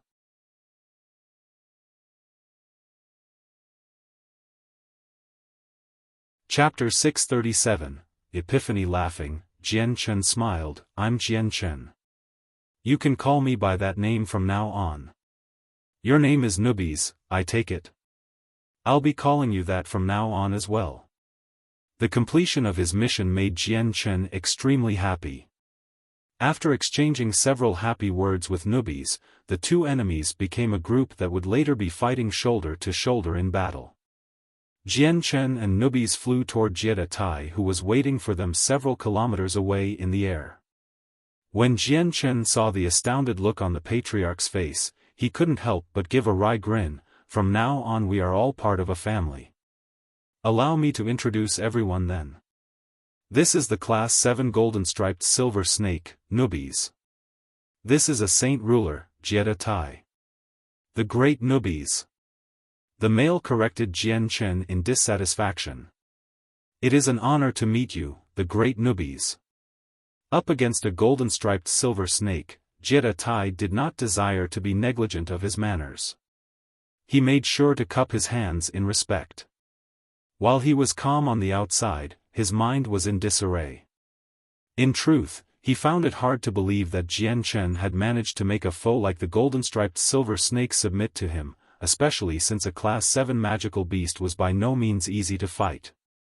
Attentively, Nubis stared at Jieta Tai for a moment before haughtily saying, "Third heavenly layer, your strength is just barely adequate." A series of color changes washed over Jieta Tai's face at those words. He was angered by the words of Nubis, and if it were a human saint ruler that had said them, then he would have immediately become hostile. However, just thinking about how different a golden-striped silver snake was, he had no other choice but to quash his anger down enough for it to not show on his face. He didn't have the 1,000 immunity, which could negate the snake's venom, like Jian Chen did. The venom from a Class 7 magical beast was far more than what Jieta Tai could take. The great Nubis, sire, this one will be a comrade in arms in the upcoming times with you. I hope that you and him will be able to get along and avoid any conflict. Jian Chen spoke. He felt rather unhappy at the contemptuous words Nubis said when he spoke to Jieta Tai. Although Jieta Tai was his lackey now, he was still a saint ruler that brokered far too much power and dignity to be ridiculed. Very well then. Nubis shrugged his shoulders. He was a being that was inherently proud, so it was only when Jian Chen asked that he would bother trying to tone it down. Jieta Tai felt slightly relieved when Jian Chen spoke. A simple phrase caused Jieta Tai to look at Jian Chen in a slightly better light. Now he was a little more accepting of his lowly status. Afterward, the three of them didn't bother to stay in the area much longer. They flew toward Mercenary City. Not too long after the three left, a purple-robed elder appeared out of nowhere. His eyes stared at the three retreating figures as he muttered to himself, "Only a year has passed since I last saw him, yet Jian Chen's strength has already progressed so much that even that little snake cannot harm him. How truly astounding, but how is his body that strong? Is he really a reincarnation of one of the war gods from the ancient clans?" Thinking for a moment, the elder then shook his head. His body and the special characteristics of the war gods of the past are completely different. He must have used some sort of secret technique to gain such a strong physique. If a fifth heavenly layer saint ruler is unable to inflict a mortal wound on him, then it seems that I'll be able to feel at ease while little fatty travels with him. He will be able to achieve the goals I have for him soon enough, I hope. At this, the figure of the elder gradually faded away from the world. In the end, his body could no longer be called the body of a human. It was more like a construct made from the powers of the world. For 2 days, the three men traveled back to Mercenary City in a hurry. However, only Jieta Tai and Jian Chen had entered the city while Nubis stood 1,000 meters away from the barrier. Mercenary City prohibited any high-class magical beasts from entering. It only allowed mounts free entry. Jian Chen was worried something had happened back at home since his half of the jade slip had broken. Thus, instead of staying in Mercenary City for a moment longer, Jian Chen directed little fatty in Wang Yufeng to hurry out to regroup with Nubis. As Jian Chen approached Nubis once more, the snake gave a sudden start. Both of his eyes swung to the tiger cub that was resting on Jian Chen's shoulder with a look of absolute shock. Impossible. It has appeared once more in this world. As soon as he saw the tiger cub, Nubis immediately cried out without a single bit of his previous regal dignity to be heard. Despite the tiger cub being only a weak class 5 magical beast that Nubis would normally disregard, the origins of the cub were something overwhelmed Nubis.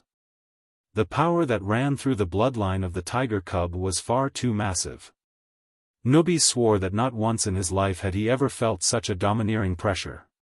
Even a Class 8 magical beast, the magical beast equivalent of a Saint King in the human world, would not be able to force newbies to feel this very intense, dreadful pressure. It was a pressure that shook his soul to its very core so that he wouldn't dare rebel. In fact, he even felt the urge to kneel down on his knee to swear his allegiance to the cub. As a golden-striped silver snake, Nubis was a Class 7 magical beast that knew plenty of the world. He understood just what sort of existence this magical beast was to possess such tremendous power. Combined with the special characteristics of the cub, Nubis was sure of its true identity, but even still, he was completely dumbfounded by the revelation. Jian Chen could tell that Nubis had learned the truth of the tiger cub's identity from his reaction, but this outcome was something he had expected. Thus, he was not surprised. "Oh, great Nubis, I hope that you'll be able to safeguard this secret." Jian Chen discreetly spoke to him. Still not yet fully recovered from his shock, Nubis continued to stare at the sleeping tiger cub a moment longer before looking at Jian Chen, "Does this mean you know its identity?"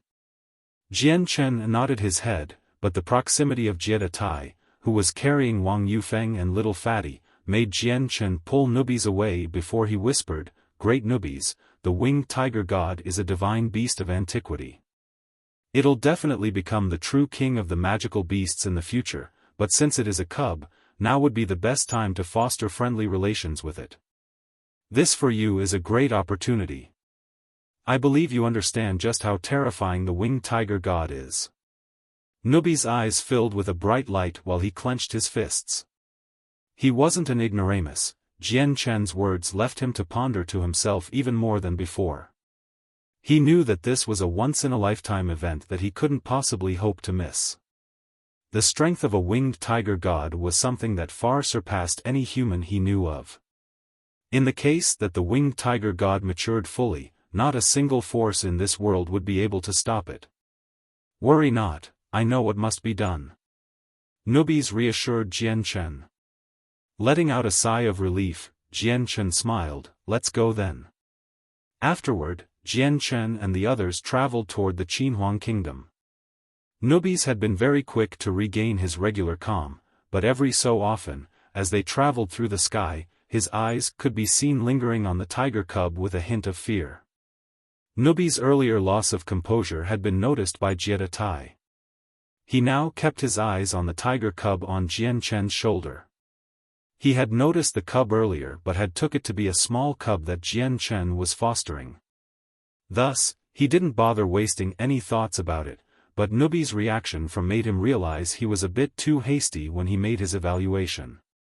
What history does this magical beast youngling have to cause an ancient beast like the golden-striped silver snake to be at a loss like this? Jie Tai thought to himself in curiosity, wondering what the tiger cub was. As Jian Chen and his entourage were en route to the Qinhuang kingdom, the stalwart middle-aged man from last time was seated in yet another private room of a building in a first-class city in the kingdom closest to Mercenary City. Right in front of him was the same old man that had greeted him last time. "Respectful sir, there was an important message that had to be reported straight away. Our spy has made a concise report that Jian Chen has left Mercenary City. He is traveling in the direction of the Qinhuang kingdom. According to what we know, the Qinhuang kingdom most recently gained another imperial protector that goes by the name Jian Chen. It would be my guess that they're the same person." The elder informed the man. A brilliant light entered the seated man's eyes as he said, "This information isn't half bad. You've done well. Take this. Consider it your reward and the surplus a bonus." Throwing down an exquisite space ring onto the table, the man left the room. After 2 days' worth of traveling over thousands and thousands of kilometers, Jian Chen's group finally managed to make it to the edges of the Qinhuang kingdom. Without any time to rest, the group headed for the palace. Unbeknownst to them, an extremely faint image floated several thousand meters overhead, looking down on the group. This image looked similar to the middle-aged man, but his face was extremely sinister. "Winged Tiger God, I've finally found you." The man excitedly spoke.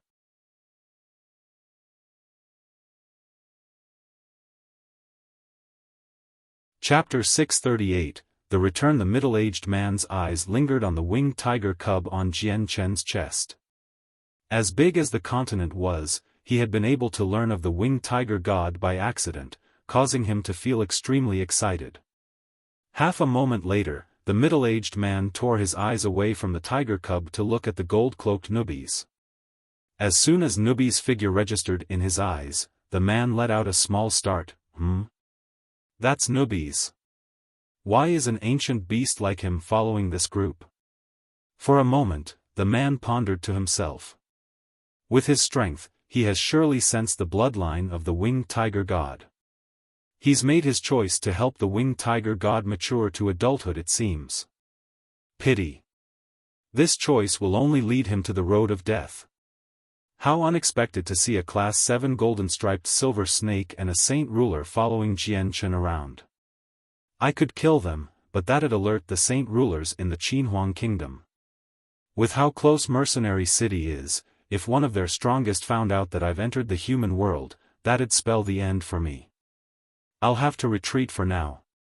Bah, I'll let you live another day. The man thought to himself before his transparent image began to fade away from its spot and then out of sight. Jian Chen and the others remained completely oblivious to the fact that they were being followed. Traveling toward the palace, the group then soon arrived at the entrance. At Jian Chen's command, everyone landed on the ground and strode into the palace. As an imperial protector, Jian Chen was a figure that was known to everyone. Not a single person moved to stop him, they instead bowed from their waists while they stood off to the side. Simultaneously, four enormous bursts of energy resonated from within the palace as if four ancient beasts had awakened from their slumber. The entire area was filled with this aura, almost freezing time itself. Four figures could be seen flying from each corner of the palace into the air above, and behind them, a crack in space itself could be seen. It was as if they were traveling within space instead of air. With unbelievable speed, the four figures surrounded Jian Chen and the others. Jian Chen pays his respects to the four seniors. Jian Chen spoke with a calm smile to the ones around him. Since he knew that these four were the imperial protectors of the Qinhuang kingdom and were saint rulers, he could speak without fear. In fact, he even knew two of the four already. Jian Chen, it's you. One of the middle-aged men spoke in surprise. Turning his eyes to the golden-robed newbies and Jie Tai, his eyebrows furrowed together. Jian Chen, who are these two? With his strength, he could sense that the two figures in front of him were also saint rulers. Seniors, these two are Jie Tai and newbies, two good friends of mine. Jian Chen explained with a smile. The four imperial protectors looked on in uniform shock. They couldn't believe what Jian Chen had said. They would never have thought that Jian Chen would have yet another two saint ruler friends. This was a strength that even the Qinhuang kingdom valued greatly. The great newbies. Newbies argued in annoyance. Oh, great newbies, you are truly so great. How could I be so blind to not see that? Wang Yufeng cajoled from the side. As soon as Wang Yufeng spoke, newbies took the words as a personal attack and insult to his pride. To hear this from an insignificant ant that hadn't even yet lived for a fraction of his life, newbies' inherent pride felt greatly insulted. Newbies' face darkened several shades as a hint of crimson light entered his eyes. An intimidating aura began to leak from his body. It moved toward Wang Yufeng before newbies grabbed Wang Yufeng's throat with a hand. Youngster, newbies started coldly, do you even wish to live if you mutter these words? Do you not think the great newbies will not kill you where you stand right now? Wang Yufeng found it impossible to escape or even move because of the death grip that newbies had on his throat. A feeling of suffocation began to well up from his body. He started to feel as if he was on the verge of death. What had been even more terrifying was the fact that newbies' eyes were scarlet, adding yet another factor of anger that struck fear into Wang Yufeng. Newbies, what are you doing? Let go of him. Jian Chen barked out. The light in his eyes hardened as if to become as sharp as the blade of a sword. Nubi's actions had startled even Jian Chen, since Wang Yufeng was a member of their party instead of an enemy. Nubis turned an eye to look at Jian Chen and shrugged, "Youngster, for the sake of giving some face to Jian Chen, I'll spare your life.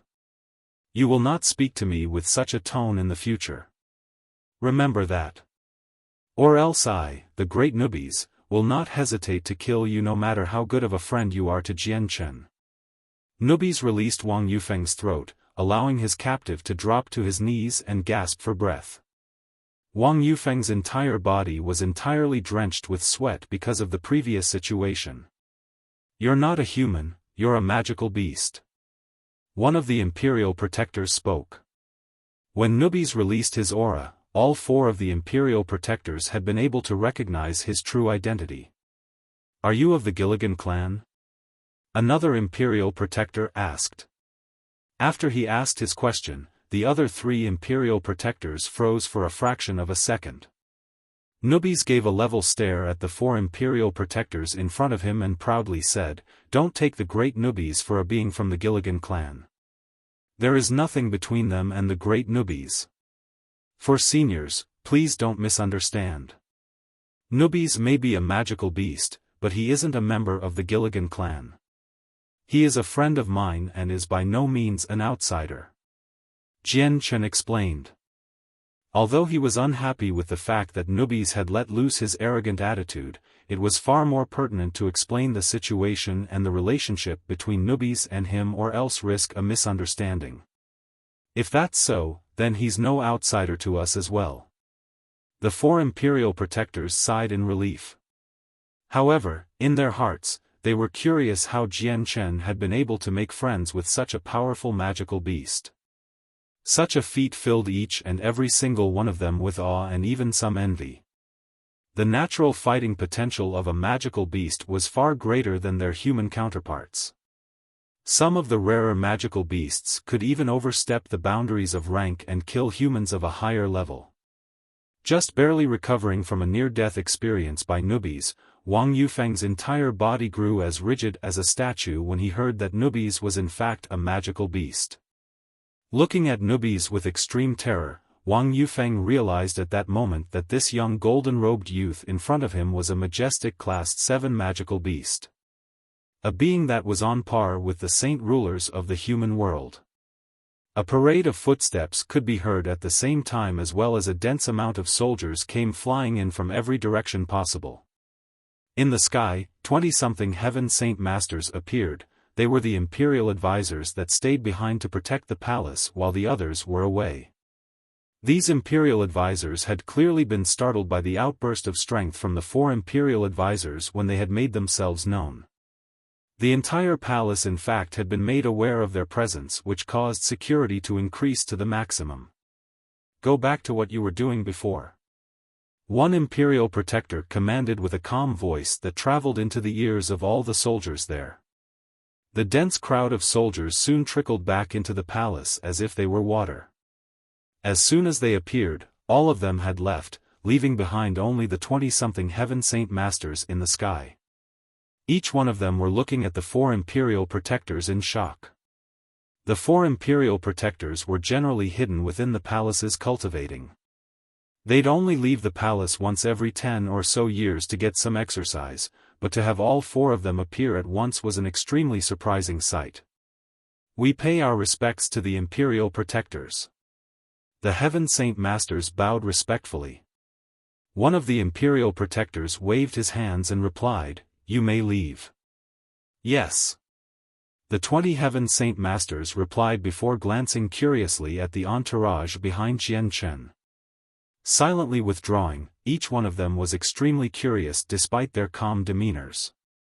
These strangers had been enough to startle even the four Imperial Protectors. This meant that these strangers were definitely important people.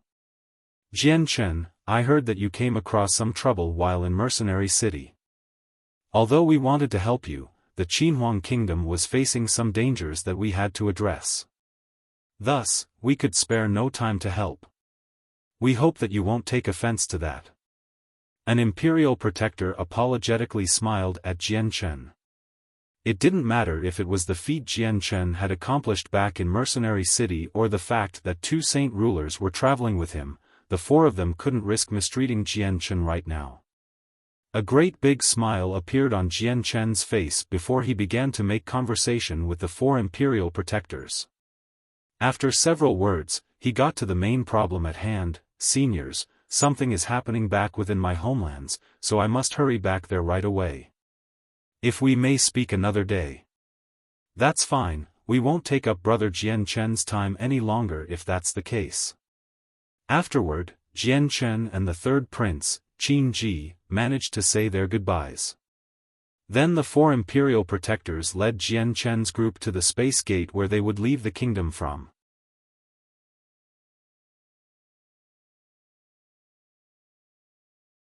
Chapter 639, The leaking of the tungsten alloy deposit. The imperial advisors had made the preparations for Jian Chen's group to travel to the heavenly kingdom via the space gate some time ago. Thus, they were able to arrive there extremely fast. As soon as they stepped through the gate, Jian Chen's eyes swept the area only to realize that the palace was still the same as it always was. The only difference was the fact that there was a slightly cold and tense feeling throughout the place. All over the area, there were war banners flying high with mimicking the fire-red symbol of flame. Jian Chen was no stranger to these banners since they marked the flame mercenaries. Suddenly, a series of footsteps quickly came echoing into the courtyard as several hundred men came flying toward Jian Chen, surrounding him and his group. As they moved to encircle them, the men glared viciously at Jian Chen. "Who are you? State your names at once," the leader of the group commanded. "Jian Chen." Jian Chen replied. Straight away, the man's face froze. He was no stranger to this name and was in fact quite familiar with it. That was the name of the captain after all. The leading captain concentrated on Jian Chen some more before finally recognizing him. A startled look appeared on his face before he bowed his head down to his waist in salute, so it was the captain. "Your subordinate would have no eyes if I was unable to recognize the captain, please forgive this one." The people around the captain recognized Jian Chen by this point as well. An immediate change overcame each and every single one of them, causing them to bow. "We pay our respects to the captain." Several hundred voices called out at once, breaking the monotonous silence in the palace. Hence, the entire palace now knew that Jian Chen was here, causing everyone to file toward his position. A faint azure glow made itself known as a young figure in white flew toward Jian Chen. When he came to a stop in front of him and saw Jian Chen's face, the figure smiled widely. "Jian Chen. You're finally back. Any longer and I would have gone out to look for you." This youth was Ming Dong. "Jian Chen, you're back. Brother, you've come back." At the voice of Ming Dong, the voices of 2 women rang out. It was Yu Yu, Huang Luan, and Bai Lian that came rushing toward Jian Chen with joyous expressions. All of the higher-ranking members of the Flame Mercenaries gathered in the interior of the palace, so in no time at all, the empty space was quickly filled with people. Jian Chen gave several words of greeting to everyone before he was guided into the grand halls. This specific hall was the hall where the nobles of the old Heavenly Eagle Kingdom had conducted business relating to the kingdom, but since the Flame Mercenaries had taken up residence, it had been repurposed and renamed to the Flames Hall. Jian Chen was seated on top of the golden throne in the middle of the hall with newbies, Jie Tai, Wang Yufeng, and Little Fatty standing by his side without a word to say. Little Fatty was looking around filled with great curiosity. He had only just started to travel the continent, so every single thing he saw in this strange world was a new wonder to marvel. Beneath Jian Chen and them were the Heaven Saint Masters, Ming Dong, and the others of the Flame Mercenaries standing together. Jian Chen gave a cursory look around as if preparing to say something. He then started off with an introduction of Jie Tai and the others, but he only gave a brief introduction of their backgrounds. He did not mention how strong they were. After the introductions were finished, Jian Chen wasted no more words. He immediately got to the crux of the problem. Taking out the crushed jade piece he had in his space ring, he asked, "What was so serious for you to call me back using the twin jade stones? What else but about the tungsten alloy?" Jian Chen. Half a month ago, news of the vein was leaked to the world. The fact that the flame mercenaries are harboring a vein of tungsten alloy is making its way around so fast that everyone knows about it.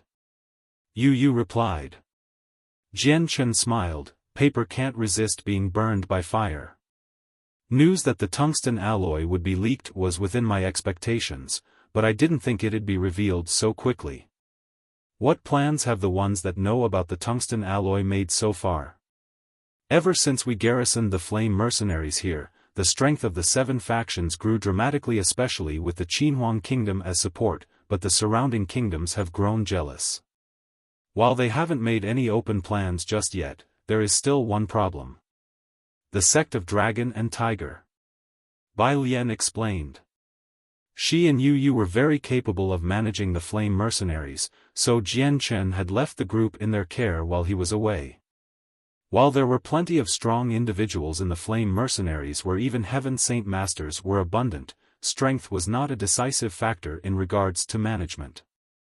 What was important was not talent in cultivation, but a sharp mind and intelligent soul. At the mention of the sect of Dragon and Tiger, a furious glare entered Jian Chen's eye. He could still remember the saint ruler of that sect had done to him, and he would never forget it either.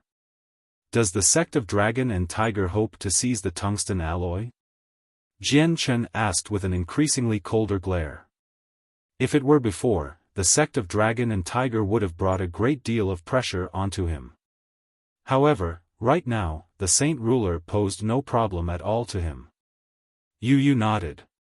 Correct. They want their portion of the soup, but their appetites are far too large. They've demanded 2/3 of the deposit. Naturally, we refused. Maybe it's because they fear the Qinhuang kingdom, but they didn't do anything after our refusal. They instead gave us 7 days to think it over. Brother, the sect of Dragon and Tiger want to see just how the Qinhuang kingdom will treat this affair. We've already made a detailed report on the strength of the sect of Dragon and Tiger compared to our flame mercenaries. We've concluded that our flame mercenaries don't have the power to refuse them. I'm afraid that if the Qinhuang kingdom doesn't partake in this, then the sect of Dragon and Tiger will simply take the deposit straight from our hands. Bai Lian spoke. Bai Lian is right, Jian Chen. Our only guarantee to the deposit is if the Qinhuang kingdom helps us. Our only connection to them is through you, and with how there's no time to lose, we had no other choice but to call you back using the twin jade pieces. Yu gave her input with a serious voice. This matter with the sect of Dragon and Tiger had given her a tremendous headache. How many days has it been since they gave us 7 days? Jian Chen asked. It's been 6 days already, tomorrow is the very last day. Ming Dong grimly answered. A cold sneer appeared on Jian Chen's face at that response. If that's the case, then we'll just wait for the sect of Dragon and Tiger to come. There's no need for everyone to worry, I'll handle the matter myself. Everyone had let out a sigh of relief when Jian Chen replied.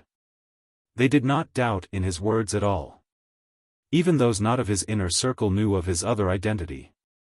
He was the imperial protector of the Qinhuang kingdom, one of the 8 great empires. Just how could a person like that give his word so easily without the strength to back it up? With the problem regarding the sect of Dragon and Tiger resolved, everyone split up at the suggestion of Jian Chen. Soon enough, the grand halls of the palace became eerily empty with only a scant few people remaining. Standing up from his throne, Jian Chen looked to Ming Dong and then the rest. In the months they had been apart, Yu and Bai Lian both were the most fatigued-looking of the group. The past several days of managing the mercenaries must have taken a considerable amount of energy from them. To apologize, Jian Chen gave a small smile. Yu, Liener, the past few days must have been hard on you. Perhaps I shouldn't have thrown such a burdensome task to you too. I can tell that you two are far more exhausted than when I last saw you two. Bai Lian gave a sweet smile in response to him. Brother, don't worry about me. The Flame Mercenaries is just at the developing stage since it only recently was formed, so there's lots to do. It should become easier with time. I'll be sure to find some people who are adept in management and are trustworthy. With such people around to help, that'll alleviate some of your pressure. Jian Chen proposed. Brother, I've already considered finding someone. There's quite a number of people I think would be good at managing others. Zhang Tian in particular. Bai Lian replied. Zhang Tian. Jian Chen was alarmed. He remembered this man since he was the captain of the Carnage Mercenaries. Zhang Tian is a dependable person, let's have him undertake this responsibility then. Jian Chen spoke after some time to think. Got it. Afterward, Jian Chen took out a small fist-sized fruit from his space ring and handed it to Bai Lian with a smile. Liener, this is a geo fruit, a 10,000-year-old heavenly resource. I bought this in an auction house in Mercenary City to help change your cultivation. Once you eat this fruit, your body will become extremely suitable for cultivation. In the future, you'll find almost no obstacles in your path. Brother, you must have spent so much money for this. Bai Lian was deeply moved. Her eyes stared at the geo fruit in front of her with the slight hint of tears starting to form. Unable to stop himself from smiling, Jian Chen replied, money is of no concern. As long as it'll benefit Liener, then all the money spent is worth it. From the side, Nubi stared at the geo fruit in Jian Chen's hand, using a 10,000-year-old heavenly resource to change the body of an ordinary person. What a spendthrift you are. This is a treasure even saint rulers use to prolong their lives. Jian Chen, let's make another deal. If you give this geo fruit to me, I'll follow you around for another 3 years. In the human world, the geo fruit was a treasure, but it wasn't extinct. Every year in Mercenary City another heavenly resource of the same level would appear, but as a magical beast, newbies couldn't simply walk into Mercenary City. Therefore, obtaining a 10,000-year-old heavenly resource became a whole lot harder. It was practically impossible to gain one in the human world as a magical beast. The Cross Mountains had plenty of 10,000-year-old heavenly resources, but those were carefully seized by the Gilligan clan. Hence, Nubis himself was unable to take any. While he was a Class 7 magical beast, obtaining a 10,000-year-old heavenly resource wasn't easy for him. Jian Chen shook his head without even a second consideration. This geo fruit is for Liener. If you still need one, I'll buy one in Mercenary City when the time comes. If that is what you say, let it be then. Nubis was placated. A 10,000-year-old heavenly resource had the ability to prolong the life of the eater, and magical beasts were no exception to that. 10,000-year-old heavenly resources aren't something that can be eaten by anyone without consequence. Jian Chen, if you want to change your cousin's body composition, you may want to invite an alchemist. An alchemist can craft medicines that can make the rich spiritual might of the heavenly resource docile so that your cousin may be able to eat it. Jieda Tai suddenly spoke. Have the best alchemist come to me at once. Jian Chen commanded without delay. You're tuning in to the Xiaofan's Wuxia Tales YouTube channel. Don't forget to subscribe and join us on this journey to catch the most captivating stories.